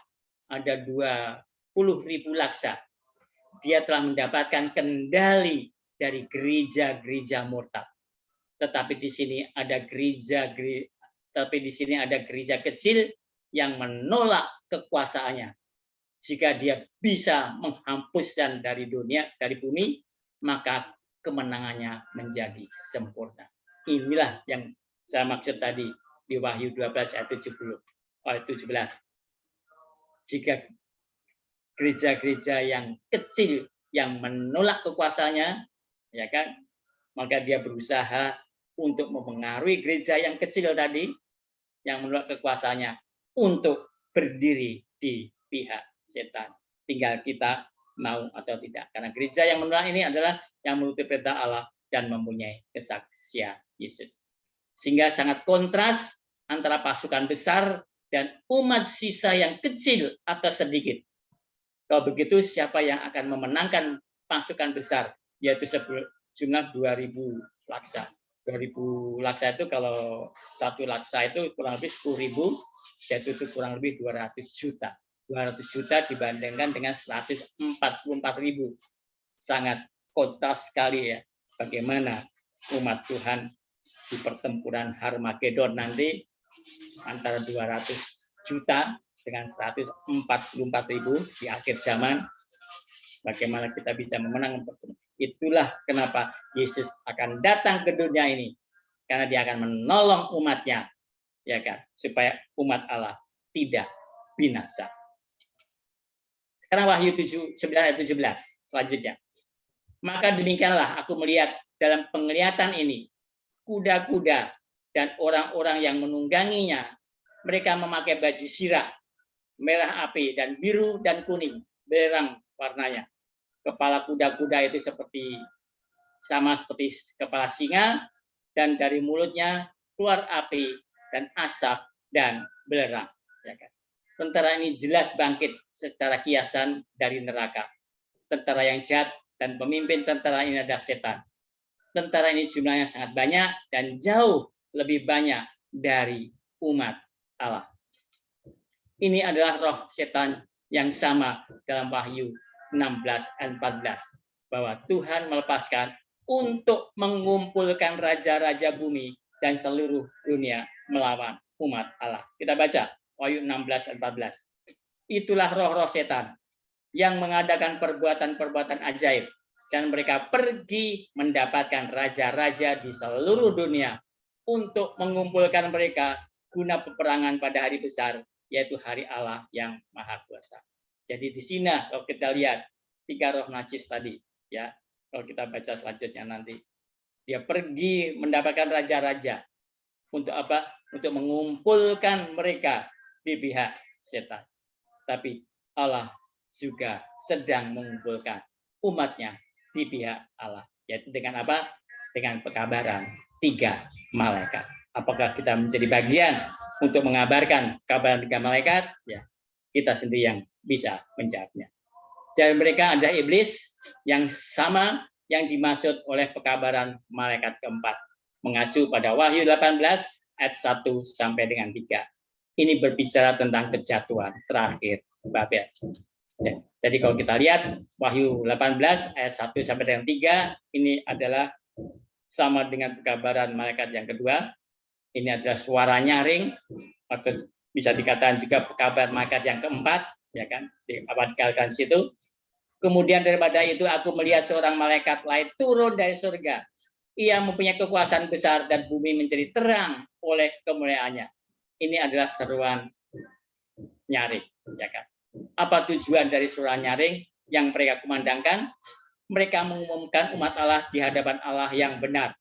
Dan ada kelompok yang mengumpulkan orang-orang yang menyerukan seruan nyaring. Mereka memanggil orang lain untuk bergabung dengan umat Tuhan.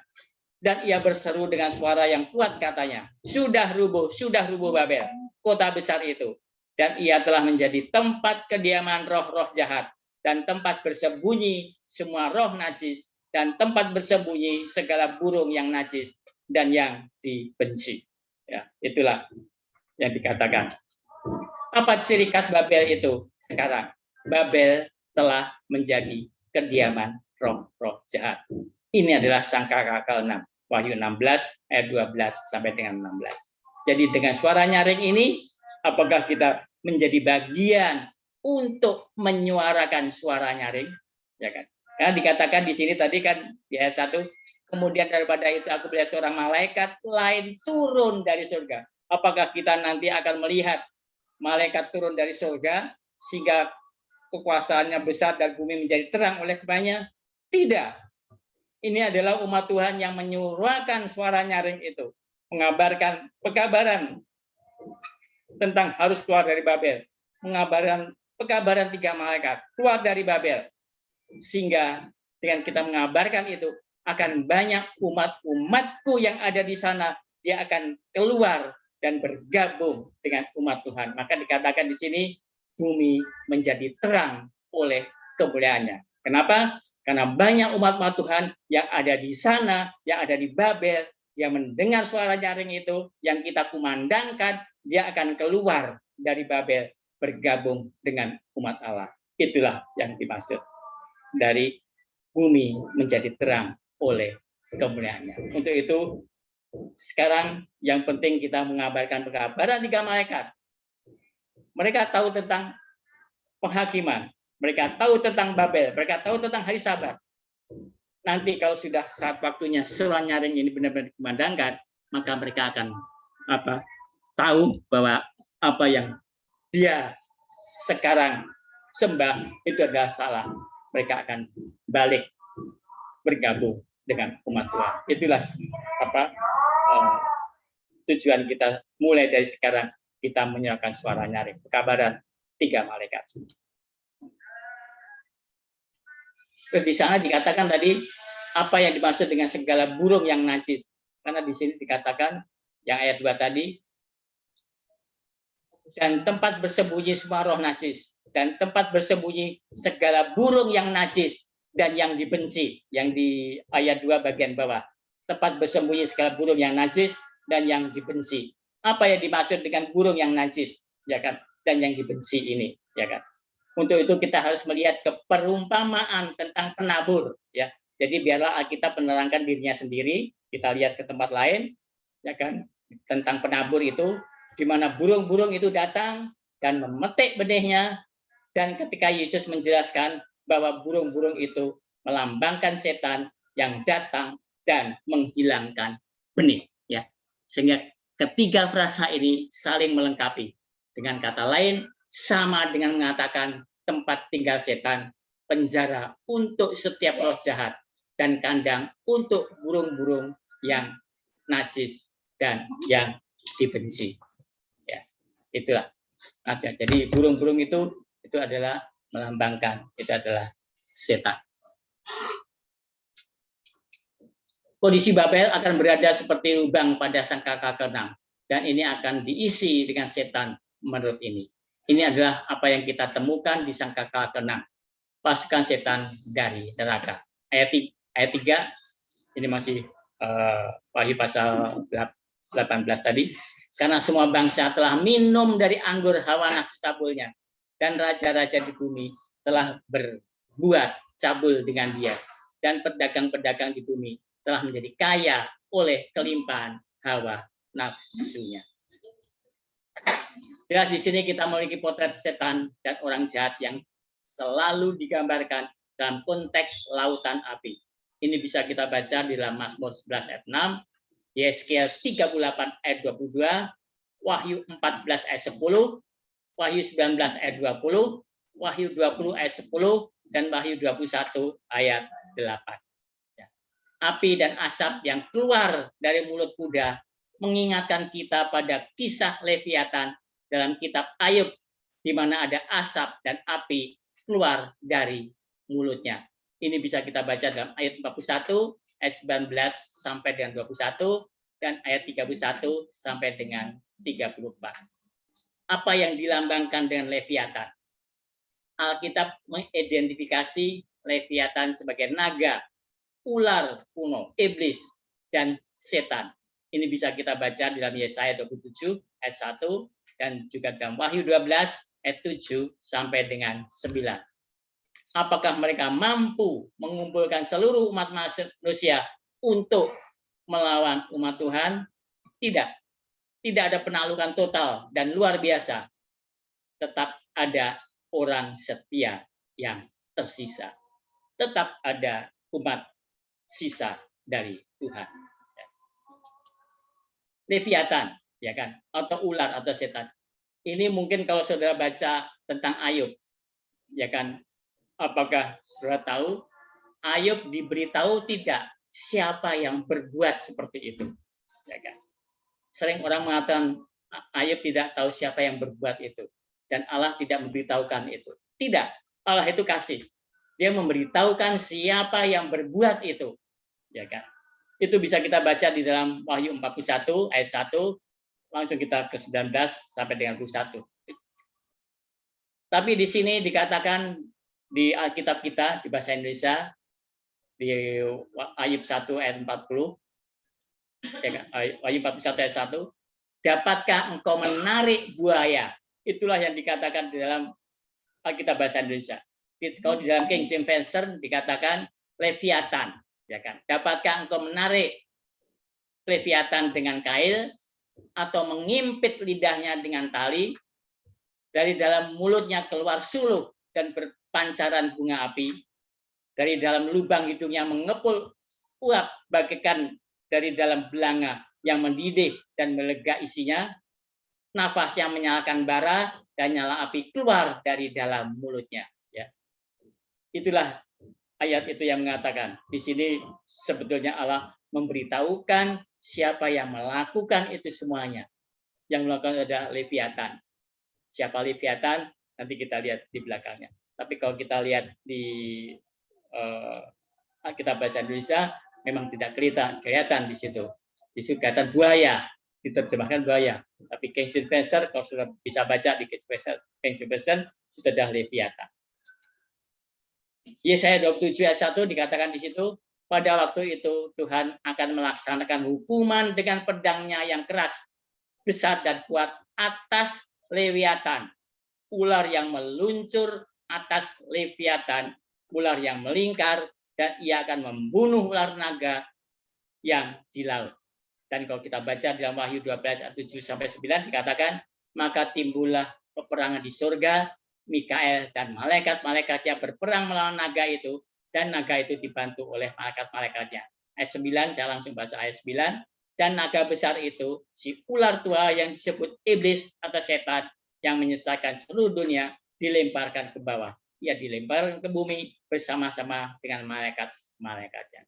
Jadi Leviathan itu adalah ular atau naga, dan naga itu adalah setan. Ya. Jadi di Ayub Tuhan memberitahu kita siapa yang melakukan itu semua. Apakah kamu bisa mengalahkan Leviathan? Apakah kamu bisa mengalahkan setan? Maksudnya itulah. Ya kan? Tapi memang dibaca saja dikatakan di sebuah ayat. Jadi kadang-kadang kita lebih banyak membaca, membandingkan apa Alkitab bahasa Inggris, bahasa Indonesia itu sangat menguntungkan untuk menambah pengetahuan kita. Sekarang Wahyu 9 ayat 18, ya kan? Kita lanjutkan. Oleh ketiga malapetaka itu dibunuh sepertiga, sama dengan tadi ya, sepertiga dari umat manusia, yaitu oleh api dan asap dan belerang yang keluar dari mulutnya. Yang keluar dari mulut apa? Di sini katakan api, asap, dan belerang, ya kan? Itu yang keluar dari mulut. Tapi biasanya yang keluar dari mulut apa itu? Kata-kata. Itulah ajaran-ajaran palsu itu, ya kan? Jadi yang keluar dari mulut itu adalah ajaran-ajaran palsu. Sehingga dengan ajaran-ajaran palsu itu apa? Sepertiga dari umat manusia itu apa? Dibunuh. Artinya dibunuh bukan dibunuh mati ya, dibunuh sehingga dia menerima ajaran-ajaran palsu itu. Jadi kita perhatikan bahwa apa yang keluar dari mulut itulah yang membunuh orang fasik yang kita temukan di Wahyu pasal 16. Lalu mulut naga, binatang, dan nabi palsu keluar 3 roh najis seperti kata, dan mereka pergi mendapatkan raja-raja di seluruh dunia, mengumpulkan orang-orang untuk di pihak setan. Jadi dalam kitab Wahyu, api, belerang, dan asap berhubungan dengan mereka yang menyembah binatang dan patungnya dan menerima tanda itu. Ya, itulah yang dikatakan di sini.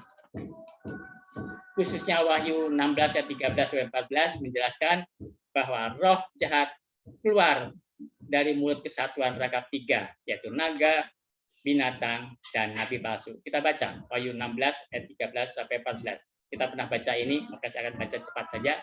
Dan aku melihat dari mulut naga dan dari mulut binatang dan dari mulut nabi palsu itu keluar 3 roh najis yang menyerupai kata. Itulah roh-roh setan yang mengadakan perbuatan ajaib, dan mereka pergi mendapatkan raja-raja di seluruh dunia untuk mengumpulkan mereka guna peperangan pada hari besar, yaitu hari Allah yang Maha Kuasa. Sekarang Wahyu 9 ayat 19. Sebab kuasa kuda-kuda itu terdapat di dalam mulutnya dan di dalam ekornya, sebab ekornya sama seperti ular. Mereka yang berkepala, dan dengan kepala mereka itu mereka mendatangkan kerusakan. Jadi tentara ini berasal dari apa yang dilambangkan dengan roh-roh jahat yang melakukan pekerjaan mereka selama periode sangkakala ke-6. Setan mendatangkan kerusakan dengan apa yang keluar dari mulut, dan yang keluar dari mulutnya adalah kebohongan. Kuda memiliki kuasa di dalam mulut seperti singa. Bagian lain dalam Alkitab, Babel ada digambarkan sebagai singa yang melahap. Daniel 7 ayat 4 seperti rajanya Nebukadnezar. Yeremia 4 ayat 7. Kalau kita baca Daniel 7 ayat 4 dikatakan, yang pertama rupanya seperti seekor singa dan mempunyai sayap burung raja wali. Aku terus melihatnya sampai sayapnya tercabut dan ia terangkat dari tanah dan ditegakkan pada 2 kaki seperti manusia, dan kepadanya diberikan hati manusia. Yeremia 4 ayat 7 dikatakan, singa telah bangkit dari belukar, pemusnah bangsa-bangsa telah berangkat, telah keluar dari tempatnya untuk membuat negerimu menjadi tandus, kota-kotamu akan dijadikan puing, tidak ada yang mendiaminya. Ya kan? singa. Jadi yang dilambangkan singa ini adalah Nebukadnezar. Dan setan juga digambarkan sebagai singa yang rakus yang mencari siapa dia bisa melahapnya. Sadarlah dan berjaga-jagalah, lawan musuh iblis berjalan keliling sama seperti singa yang mengaum dan mencari orang yang dapat ditelannya. Ellen White memiliki pernyataan di mana dia mengatakan bahwa malaikat setan juga seperti singa.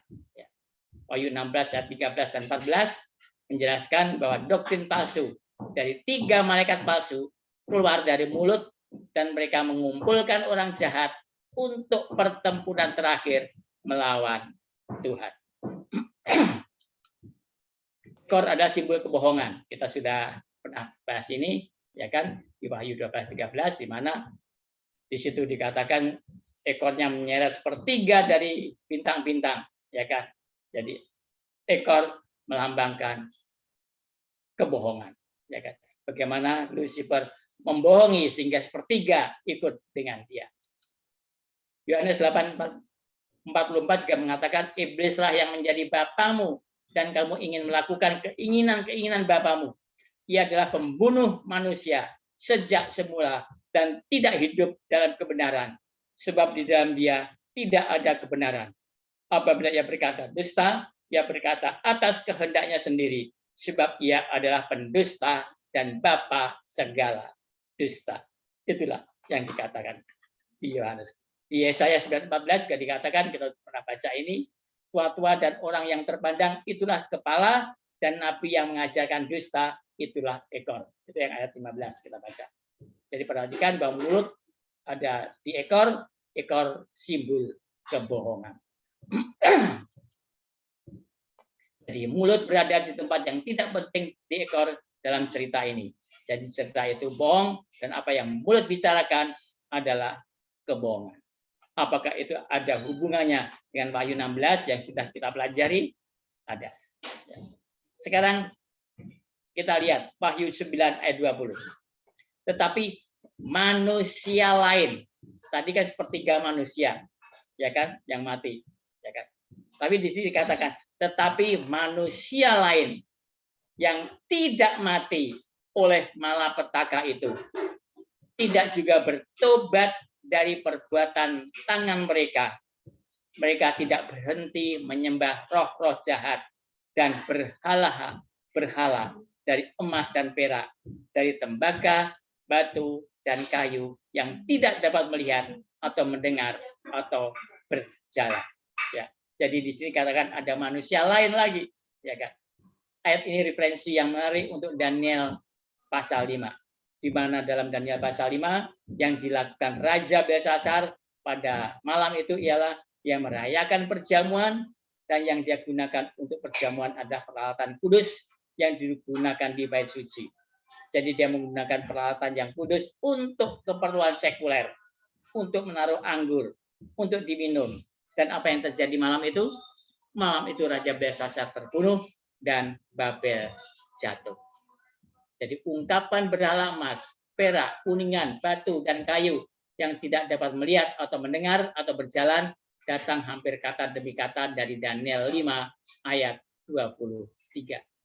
Dikatakan di sini, Daniel 5:23, Tuanku meninggikan diri terhadap yang berkuasa di surga. Perkakas dari baitnya dibawa orang kepada Tuanku. Lalu Tuanku serta para pembesar Tuanku, para istri dan para gundik Tuanku telah minum anggur dari perkakas itu. Tuanku telah memuji-muji dewa-dewa dari perak dan emas, dari tembaga, besi, kayu, dan batu, yang tidak dapat melihat atau mendengar atau mengetahui, dan tidak Tuanku muliakan Allah yang menggenggam nafas Tuanku dan menentukan segala jalan Tuanku. Jadi Daniel 5 menggambarkan kejatuhan Babel ketika sungai Efrat mengering pada zaman Raja Belsasar. Jadi ayat ini menghubungkan 3 bagian, yaitu kejatuhan Babel dalam Daniel 5, mengeringnya sungai Efrat dalam Wahyu 16 ayat 12. Dikatakan di situ, dan malaikat yang ke-6 menumpahkan cawanya ke atas sungai yang besar, sungai Efrat, lalu keringlah airnya supaya siaplah jalan bagi raja-raja yang datang dari sebelah timur. Artinya sungai Efrat mengering, itulah penganiayaan berhenti sehingga Yesus datang untuk menjemput umatnya. Jadi sangkakala ke-6 dari Wahyu 9 ayat 20 dikatakan di situ, tetapi manusia lain yang tidak mati oleh malapetaka itu tidak juga bertobat dari perbuatan tangan mereka. Mereka tidak berhenti menyembah roh-roh jahat dan berhala-berhala dari emas dan perak dan tembaga, batu dan kayu yang tidak dapat melihat atau mendengar atau berjalan. Ya. Jadi sepertiga tadi mati, tetapi manusia yang lain yang tidak mati tidak juga bertobat. Sekarang Wahyu 9 ayat 21. Dan mereka tidak bertobat dari pembunuhan, sihir, percabulan, dan pencurian. Sekarang kita lihat poin-poinnya. Apa itu Babel dan diisi dengan apa Babel? Babel diisi oleh pelacur. Dia adalah pembunuh umat Tuhan. Dan yang termasuk dalam pembunuhan umat Tuhan tidak bertobat untuk membunuh umat Tuhan. Jadi Wahyu 17 ayat 6, Wahyu 18 ayat 20 dan 24 menggambarkan Babel sebagai pembunuh umat Tuhan. Kita baca. Dan aku melihat perempuan itu mabuk oleh darah orang-orang kudus dan darah saksi-saksi Yesus. Dan ketika aku melihatnya, aku sangat heran. Itulah yang dikatakan di dalam Wahyu 17 ayat yang ke-6. Dan Wahyu 18 ayat 20 dan 24 dikatakan, bersukacitalah atas dia, hai surga, dan kamu, hai orang-orang kudus, rasul-rasul dan nabi-nabi, karena Allah telah menjatuhkan hukuman atas dia karena kamu. Dan di dalamnya terdapat darah nabi-nabi dan orang-orang kudus dan darah semua orang yang dibunuh di bumi. Bagaimana dengan sihir? Wahyu 18 ayat 23 mengatakan bahwa akhir zaman Babel mengacu pada sihir, sehingga ini sebagai salah satu alasan untuk kejatuhannya. Kita baca Wahyu 18 ayat 23. Dan cahaya lampu tidak akan bersinar lagi di dalammu, dan suara mempelai laki-laki dan pengantin perempuan tidak akan kedengaran lagi di dalammu, karena pedagang-pedagangmu adalah pembesar-pembesar bumi, oleh ilmu sihirmu semua bangsa disesatkan. Jadi Wahyu 17 ayat 2 menggambarkan perzinahan atau percabulan pelacur dengan raja-raja di bumi. Saudara bisa baca di sini di mana terjadi percabulan antara raja bumi dan pelacur itu.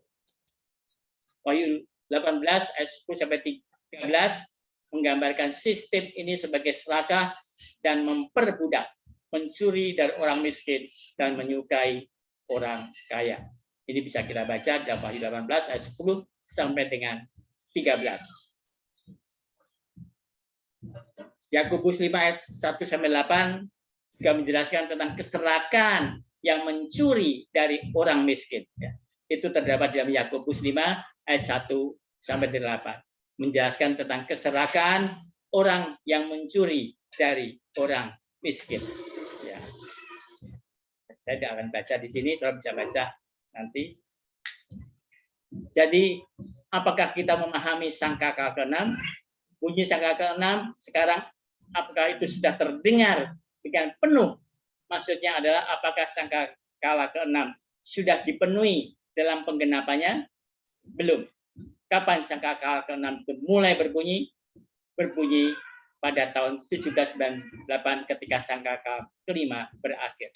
Apakah suara itu terdengar dengan penuh pada tahun 1798? Tidak. Apa yang terjadi yang akan dilakukan oleh para malaikat? Perlahan-lahan para malaikat melepaskan angin. Kita ingat pernyataan dari nubuatan, malaikat melepaskan perlahan-lahan angin. Pelepasan angin akan menjadi lebih intensif dengan berjalannya waktu di dunia ini. Mulai tahun 1798 sampai dengan pintu Kasihan ditutup. Sekarang mungkin kondisinya lebih buruk dari 40 tahun yang lalu. Dan hal yang terjadi akan semakin buruk. Jadi ke depan lagi pasti akan lebih buruk lagi. Moral, pembunuhan, penyakit, bencana alam yang belum pernah terlihat sebelumnya secara intensif pada sangkakala ke-6 mulai terjadi, bertambah, ya kan? Jadi tujuan akhir setan, tujuan utamanya adalah untuk menyatukan seluruh dunia di pihak setan. Itulah tujuan akhir setan. Sehingga pada akhirnya tujuannya adalah berperang melawan umat Tuhan yang sisa, yang tidak sejalan dengan setan. Itulah gambaran yang kita temukan di sangkakala ke-6. Ya. Jadi ringkasan sangkakala ke-6, sejak tahun 1844, kedua pasukan sedang proses pengumpulan. 3 malaikat Tuhan telah mengumpulkan orang-orang benar, sementara 3 malaikat palsu, setan juga mengumpulkan orang-orang jahat. Sangkakala ke-6 dalam Wahyu 9 ayat 13-21 menggambarkan pengumpulan orang jahat di sisi setan untuk berperang, sementara itu Wahyu 10 judulnya kitab terbuka menggambarkan pengumpulan dari orang-orang benar di sisi Tuhan dalam periode yang sama. Jadi sangkakala ke-6 dan sangkakala ke-7 kita akan bahas Wahyu 10. Itulah judul dari perikop yang akan kita pelajari nanti. Jadi satu-satunya tempat dalam Wahyu di mana kata setan muncul adalah di dalam Wahyu 16-14. Roh-roh setan mengadakan perbuatan ajaib. Wahyu 9-20 sangkakala ke-6. Wahyu 18-1-5 menggambarkan suara nyaring di akhir sangkakala ke-6. Dan kalau kita baca Wahyu 16-14 dikatakan itulah roh-roh setan yang mengadakan perbuatan-perbuatan ajaib dan mereka pergi mendapatkan raja di seluruh dunia untuk mengumpulkan mereka guna peperangan pada hari besar, yaitu hari Allah yang besar. Itulah mereka mengumpulkan orang-orang, ya kan, untuk di pihak setan. Kalau kita baca di dalam Wahyu 20, di situ dikatakan, tetapi manusia lain yang tidak mati oleh malapetaka itu tidak juga bertobat dari perbuatan tangan mereka.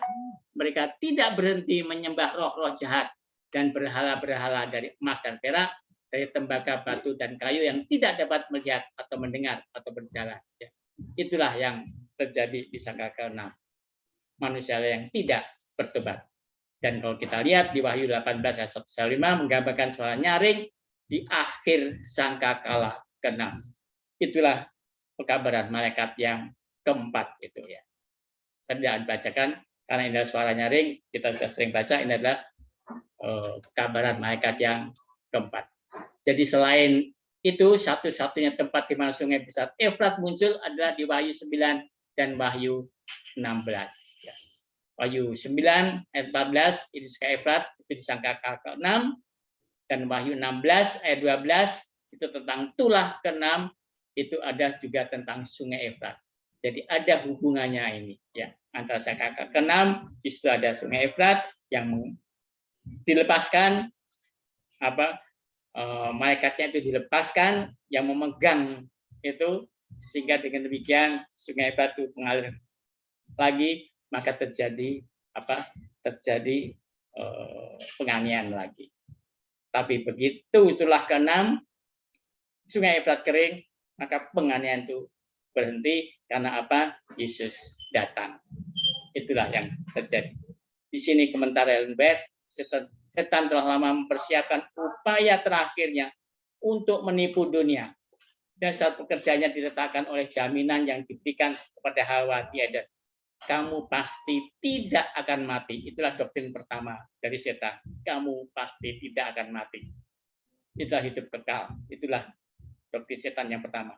Pada hari kamu memakannya, maka terbukalah matamu dan kamu akan menjadi seperti Allah. Itulah doktrin yang kedua. Kamu akan menjadi seperti Allah. Mengetahui yang baik dan yang jahat. Itulah doktrin yang ketiga. Jadi kita harus hati-hati terhadap doktrin setan ini. Kamu tidak akan mati, kamu akan menjadi seperti Allah, mengetahui yang baik dan yang jahat. Itu bisa kita baca dalam Kejadian 3 ayat 4 dan 5. Jadi kita harus hati-hati dengan apa yang setan ajarkan. Pekabaran malaikat pertama dan kedua baru saja diberitakan tahun 1844. Dan pekabaran bahwa Babel telah jatuh diberitakan pada tahun 1844. apa yang dimaksud dengan Babel telah jatuh pada tahun 1844, itu adalah pekabaran malaikat yang kedua telah jatuh Babel, itu bukan tanduk kecil. Karena tanduk kecil jatuh pada tahun 1798. Jadi Wahyu 14:8 mengacu pada ketika Melerit berkhotbah bahwa Babel telah jatuh itu berbicara tentang denominasi Protestan. Dan itu bukan kejatuhan Babel secara penuh. Kita lihat pernyataan yang diambil di dalam Wahyu 18 ayat 2 sampai dengan 3, ya kan? Tulisan suci ini menunjuk ke masa ketika pengumuman kejatuhan Babel seperti yang dibuat oleh malaikat kedua dari Wahyu 14 ayat 8 harus diulang dengan tambahan penyebutan kerusakan yang telah memasuki berbagai organisasi yang membentuk Babel. Sejak pesan itu pertama kali diberikan pada musim panas 1844, kondisi yang mengerikan dari dunia keagamaan dijelaskan di sini. Dengan setiap penolakan kebenaran, pikiran orang akan menjadi semakin gelap, hati mereka semakin keras kepala, hingga mereka berakar dalam kekerasan kafir. Itu adalah bagian akhir dari sangkakala ke-6. Sekarang kita lanjutkan pernyataan ini. Bertentangan dengan peringatan yang telah diberikan Tuhan, mereka akan melanjutkan untuk menginjak-injak salah satu aturan dari Dekalog. Dekalog ada 10 hukum. Sampai mereka dituntun untuk menganiaya orang-orang yang menganggapnya suci. Kristus tidak ada artinya dalam penghinaan yang ditempatkan atas firman-Nya dan umat-Nya. Karena ajaran spiritualisme diterima oleh gereja-gereja. Pengekangan yang dikenakan pada hati duniawi disingkirkan. Dan pengakuan agama akan menjadi jubah untuk menyembunyikan kejahatan yang paling dasar. Keyakinan pada manifestasi spiritual membuka pintu untuk merayu roh dan doktrin iblis. Dan dengan demikian, pengaruh malaikat jahat akan terasa di gereja-gereja. Semua kutipan-kutipan ini bisa dibaca di kontroversi. Jadi sangkakala ke-6 adalah setan mengumpulkan orang-orang di pihak setan melalui mulut naga, mulut binatang, dan mulut nabi palsu untuk menghancurkan umat Tuhan. Tetapi Tuhan juga mengumpulkan orang-orang di pihak Tuhan dan mereka menjadi umat Tuhan melalui pekabaran 3 malaikat. Tapi setan dan pengikutnya mereka menolak pekabaran 3 malaikat. Dan kita akan bahas nanti dan kita Wahyu pasal 10 dalam perikop kitab terbuka, ya kan? Dan kita akan bahas sampai dengan Wahyu 11 ayat 1. Jadi inilah pekabaran tentang sangkakala ke-6. Saya akan lanjutkan dengan sangkakala ke-7 karena sangkakala ke-7 tidak terlalu banyak.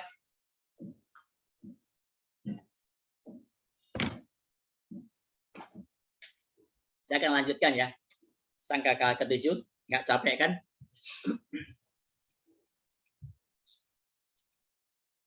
Apa itu sangkakala ke-7? Ketika sangkakala ke-7 berbunyi, maka pintu kasihan telah ditutup. Demikian juga waktu kesusahan besar atau 7 malapetaka sudah berlalu. Ya, jadi begitu pintu kasihan ditutup, terjadi 7 malapetaka. Nanti kita akan bahas tentang apa 7 malapetaka. Nanti kita akan bahas. Dan apa sangkakala ke-7? Sangkakala ke-7 adalah kedatangan Yesus kedua kali untuk mengambil alih kerajaan yang Yesus terima di surga dalam penghakiman. Ya, itulah sangkakala ke-7. Jadi Yesus mengambil alih kerajaan yang telah Yesus terima di surga dalam penghakiman. Ini kita baca dalam sangkakala ke-7 itu dalam Wahyu 11 ayat 15 sampai dengan 17. Lalu malaikat yang ke-7 meniup sangkakalanya dan terdengarlah suara-suara nyaring di dalam surga, katanya, pemerintahan atas dunia dipegang oleh Tuhan kita dan Dia yang diurapinya, dan Ia akan memerintah sebagai raja sampai selama-lamanya. Dan ke-24 tua-tua yang duduk di hadapan Allah di atas tahta mereka tersungkur dan menyembah Allah sambil berkata, kami mengucap syukur kepadamu ya Tuhan, Allah yang Maha Kuasa, yang ada dan yang sudah ada, karena Engkau telah memangku kuasamu yang besar dan telah mulai memerintah sebagai Raja. Itulah sangkakala ke-7. Yesus mengambil alih kerajaan di sangkakala ke-7. Masa pintu kasihan ditutup ketika sangkakala ke-7 akan berbunyi. Saat itu Yesus akan menerima kerajaan dari Bapaknya saat penghakiman sudah selesai. Yang disebut kerajaannya adalah umatnya, bukan kerajaan secara geografis. Ya. Jadi yang disebut kerajaan Yesus adalah umat-umatnya, umat-umatnya yang telah dipilih pada waktu penghakiman itu. Itulah umat Tuhan. Apa yang menentukan bahwa mereka adalah orang-orang yang menjadi anggota kerajaannya? Penghakiman menunjukkan apakah mereka benar-benar bagian anggota kerajaan atau tidak. Itulah yang Yesus terima. Di mana Yesus menerima kerajaannya dari Bapa di surga ketika penghakiman selesai. Ya. Jadi ketika orang terakhir yang dihakimi tinggal satu orang selesai, maka disitulah kerajaannya diterima dari Bapa di surga. Karena penghakiman itu sudah selesai dan anggota kerajaannya itu ada umat-umatnya itulah. Lalu apa yang akan terjadi setelah itu? Kemudian waktu kesesakan akan terjadi diikuti dengan tiupan sangkakala ke-7 ketika Yesus datang untuk membawa pulang umatnya. Jadi tentang kedatangannya dalam kemuliaan itu, pemulihan segala sesuatu yang telah Tuhan katakan melalui mulut semua nabinya sejak dunia dimulai. Ini bisa kita kisah para rasul 3:21. Kemudian pemerintahan kesehatan yang berlangsung lama akan dipatahkan. Kerajaan dunia ini akan menjadi kerajaan Tuhan kita dan kerajaan Kristus, dan dia akan memerintah selama-lamanya. Wahyu 11 ayat 15. Ini ada komentar Jameson, Coset, dan Brown. Ya kan? Sangkakala ke-7 seperti meterai ke-7 dan cawan ke-7 adalah penyempurnaan disertai secara berbeda dari 6 sebelumnya. Bukan konsekuensi bumi, tetapi yang di surga. Dijelaskan suara-suara besar dan ucapan syukur dari 24 tua-tua di surga sebagai keheningan setengah jam di surga pada meterai ke-7. Dan suara keluar dari bait suci di surga itu dilakukan di cawan ke-7. Sehingga 7 meterai, 7 sangkakala, dan 7 cawan tidak berurutan tetapi paralel. Dalam penyempurnaan yang sama, mereka dari sudut pandang yang berbeda mengungkap rencana Tuhan untuk mewujudkan akhir yang sama di bawah 3 aspek yang saling melengkapi satu sama lain. Jadi kita sudah bahas tentang 7 gereja, 7 meterai, dan 7 sangkakala. 7 gereja adalah kondisi internal gereja dari awal sampai dengan akhir zaman. Dari Efesus sampai Laodikia. 7 meterai adalah kondisi eksternal gereja, kondisi luar gereja yang mempengaruhi gereja dari zaman Efesus sampai zaman Laodikia. Itulah 7 meterai itu. Dan 7 sangkakala adalah penghakiman terhadap orang-orang yang menganiaya umat Tuhan. Dari sangkakala pertama sampai sangkakala ke-7. Makanya sangkakala 7 adalah kedatangan Yesus yang 2 kali. Tujuannya ada untuk apa? Untuk menghukum orang-orang yang akan menganiaya umat Tuhan, umat sisa yang masih hidup pada saat itu. Itulah tujuan Yesus datang kedua kali. 7 sangkakala yang ke-7. Kita bisa yakin bahwa pelepasan keempat malaikat di bawah sangkakala ke-6 terjadi selama pintu kasihan belum ditutup. Kita tahu ini karena masa pintu kasihan hanya akan ditutup ketika rahasia Tuhan selesai tepat sebelum sangkakala ke-7 dibunyikan. Ya.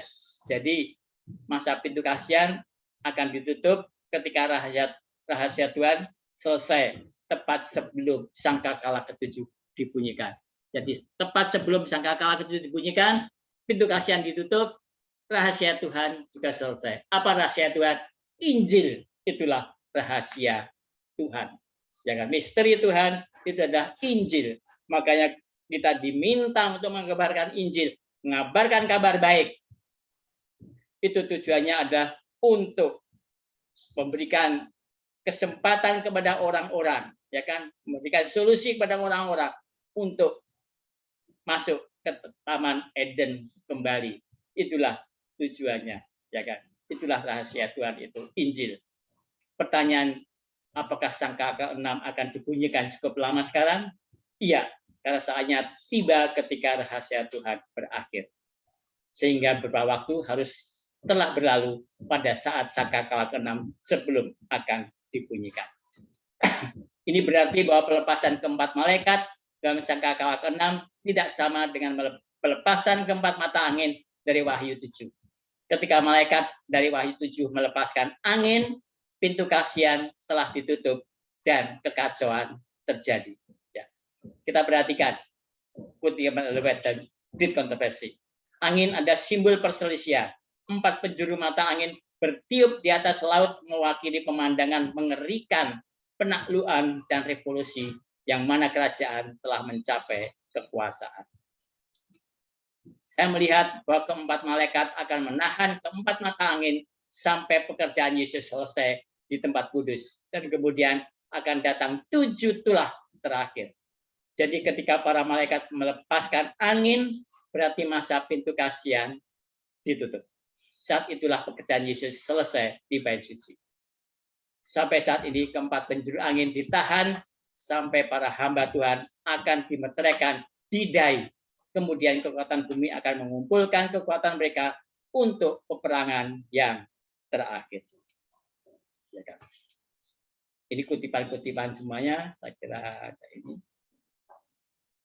Jadi malaikat memegang 4 mata angin yang direpresentasikan sebagai kuda yang marah, berusaha untuk melepaskan diri dan menyerbu seluruh muka bumi, menjalankan kehancuran dan kematian di jalurnya.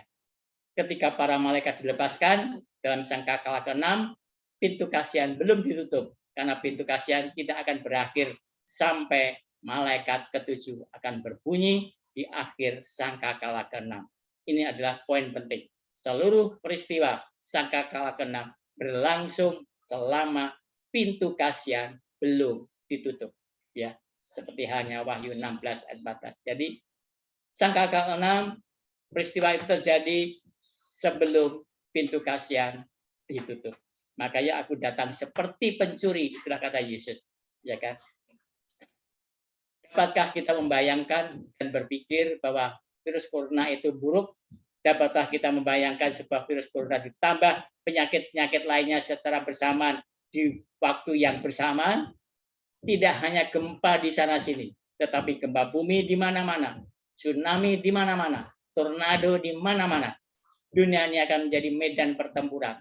Jika Yesus tidak campur tangan, semua umat manusia akan tidak ada. Itu sebabnya dalam Matius 24 mengatakan bahwa kecuali waktunya dipersingkat, yaitu waktu kesulitan, maka tidak ada yang akan tetap hidup. Tetapi demi orang-orang pilihan, maka waktunya akan dipersingkat. Keterangan terakhir sekarang. Kita harus menghubungkan Wahyu 17 ayat 14 dengan Wahyu 19 ayat 16, di mana Yesus mendapatkan gelar Raja dari segala raja dan Tuhan dari segala Tuhan. Artinya Wahyu 19 ayat 15 diulangi lagi dalam Wahyu 17 ayat 14 dan Wahyu 19 ayat 16. Semua menggambarkan peristiwa yang sama, sangkakala ke-7 dan pengambil alian kerajaan ini. Kita baca Wahyu 11:15, lalu malaikat yang ke-7 meniup sangkakalanya dan terdengarlah suara-suara nyaring di dalam surga, katanya, pemerintahan atas dunia dipegang oleh Tuhan kita dan Dia yang diurapinya, dan Ia akan memerintah sebagai raja sampai selama-lamanya. Wahyu 17:14 dikatakan mereka akan berperang melawan anak domba tetapi anak domba akan mengalahkan mereka karena ia adalah Tuhan di atas segala Tuhan dan Raja di atas segala Raja. Mereka bersama-sama dengan dia juga akan menang, yaitu mereka yang terpanggil, yang telah terpilih, dan yang setia. Wahyu 19:16, dan pada jubahnya dan pahanya tertulis suatu nama, yaitu Raja segala Raja dan Tuhan di atas segala Tuhan. Ini membuktikan bahwa kita tidak dapat membaca Wahyu sebagai aliran yang berkelanjutan, melainkan penuh dengan rekapitulasi dan pengulangan. Jadi memang kita untuk mempelajari kitab Wahyu, kita harus hati-hati karena banyak pengulangan di situ, ya kan? Maka kita harus belajar dengan perlahan-lahan. Wahyu 11 ayat 17 menyimpulkan sangkakala ketujuh. Wahyu 11 ayat 17 dikatakan di situ sambil berkata, kami mengucap syukur kepadamu ya Tuhan, Allah yang Maha Kuasa, yang ada dan yang sudah ada, karena Engkau telah memangku kuasamu yang besar dan telah mulai memerintah sebagai Raja. Wahyu 11:18 dikatakan, kemudian memperkenalkan dan merangkum peristiwa utama dari sisa buku ini. Kita baca, dan semua bangsa telah marah, tetapi amarahmu telah datang, dan saat bagi orang mati untuk dihakimi dan untuk memberi upah kepada hamba-hambamu, nabi-nabi dan orang-orang kudus, dan kepada mereka yang takut akan namamu, kepada orang-orang kecil dan orang-orang besar, dan untuk membinasakan barang siapa yang membinasakan bumi. Ya kan? Wahyu 11:19 yang merupakan pembukaan bait suci surga, tabut perjanjian itu terlihat yang memperkenalkan bagian selanjutnya dari kitab Wahyu, yaitu Wahyu pasal 12 sampai dengan Wahyu pasal 19. Jadi ayat-ayat ini berisi 5 poin kunci waktu yang membentuk struktur sisa dari buku Wahyu ini. Wahyu 12 ayat 14, Wahyu 12 sampai 14 bangsa-bangsa marah, Wahyu 15 sampai 19 murka Allah telah datang, Wahyu 20 ayat 4, 11 dan 12 waktu untuk menghakimi orang-orang mati, Wahyu 19 ayat 11 sampai 21, Wahyu 22 ayat 12 saatnya memberi upah pada hamba-hambamu. Wahyu 20 ayat 14 sampai 15 hancurkan orang-orang yang menghancurkan bumi, ya kan? Kita review sangkakala yang telah kita bahas, ya kan? Sangkakala pertama adalah kehancuran Yerusalem pada tahun 70 Masehi. Sangkakala kedua adalah kejatuhan kekaisaran Romawi oleh invasi bangsa barbar. Sangkakala ketiga adalah ketika kemurtatan mulai masuk ke dalam gereja, di mana Konstantin menjadi kaisar di Romawi dan Konstantin menjadi Kristen. Tradisi manusia masuk ke dalam gereja. Bukan gereja masuk ke dunia, tapi justru dunia masuk ke gereja. Itu zaman sangkakala ketiga, waktu Kaisar Konstantin. Sangkakala keempat adalah periode 1260 tahun, di mana tanduk kecil berkuasa, di mana matahari, bulan, dan bintang-bintang yang melambangkan Kristus, Alkitab, dan umat Allah mengalami kegelapan sebagian. Sangkakala kelima adalah mewakili peristiwa revolusi Prancis. Sangkakala keenam adalah Allah mengumpulkan umatnya di pihak Allah dan mereka menerima pekabaran 3 malaikat. Demikian juga setan mengumpulkan orang-orang di pihak setan dan mereka menolak pekabaran 3 malaikat. Sangkakala ketujuh adalah kedatangan Yesus yang kedua kali untuk menolong umatnya. Sampai di sini pembahasan sangkakala ke-6 dan ke-7. Pertemuan berikutnya kita akan membahas kitab Wahyu pasal 10, di mana Allah mengumpulkan umatnya di pihak Allah dan perintah kepada umat Allah. Di sini kita sekarang berada di dalam sangkakala ke-6. Ya. Itu ada tulisan no, itu ada zaman now ini, sekarang ini posisi kita ada di situ. Kita ada di dalam sangkakala ke-6. Kalau sangkakala ke-7 itu ada kedatangan Yesus yang kedua kali. Jadi sekarang kalau kita lihat di situ sudah kita sudah dekat dengan undang-undang hari Minggu, ya kan? Kalau sudah ada undang-undang itu, maka akan terjadi kesesakan, ya kan? Marital trouble, ya kan? Kesesakan. Setelah itu pintu kasihan ditutup. Setelah pintu kasihan ditutup, disitulah 7 tulah itu. Dan kita akan mengalami nanti kesesakan Yakub, ya kan? Yang kita bahas tadi di sekolah Sabat. Apa yang dialami Yakub yang kita bahas di sekolah Sabat tadi, nanti akan kita alami semuanya, ya kan? Apa? Gimana ya? Sama masuk surga enggak ya? Kita dikejar-kejar, udah. Itulah nanti akan kita bahas di dalam pintu kasihan ditutup, ya kan? Ada apa? Ada serial lagi nanti di pintu kasihan ditutup, kita akan bahas di situ. Oke, sampai di sini pembahasan 7 sangkakala. Kalau ada tambahan dan ada pertanyaan, kami persilakan. Oke, kita berdoa dulu. Maha besar Tuhan, Bapa kami yang bertahta dalam surga, kami ucapkan terima kasih Tuhan. Tuhan telah menyertai kami dalam pembahasan dari sangkakala ke-6 dan sangkakala ke-7. Kami telah membahas semuanya Tuhan. Kiranya apa yang kami bahas ini dapat kami mengerti, dan semua itu akan mempersiapkan kami untuk menantikan kedatangan Yesus yang 2 kali. Tuntun kami semua Tuhan dengan Roh Kudus-Mu Tuhan. Dan demikian kami semua pada waktu Yesus datang 2 kali nanti, kami semua sudah disiapkan dan akan masuk ke dalam kerajaan surga.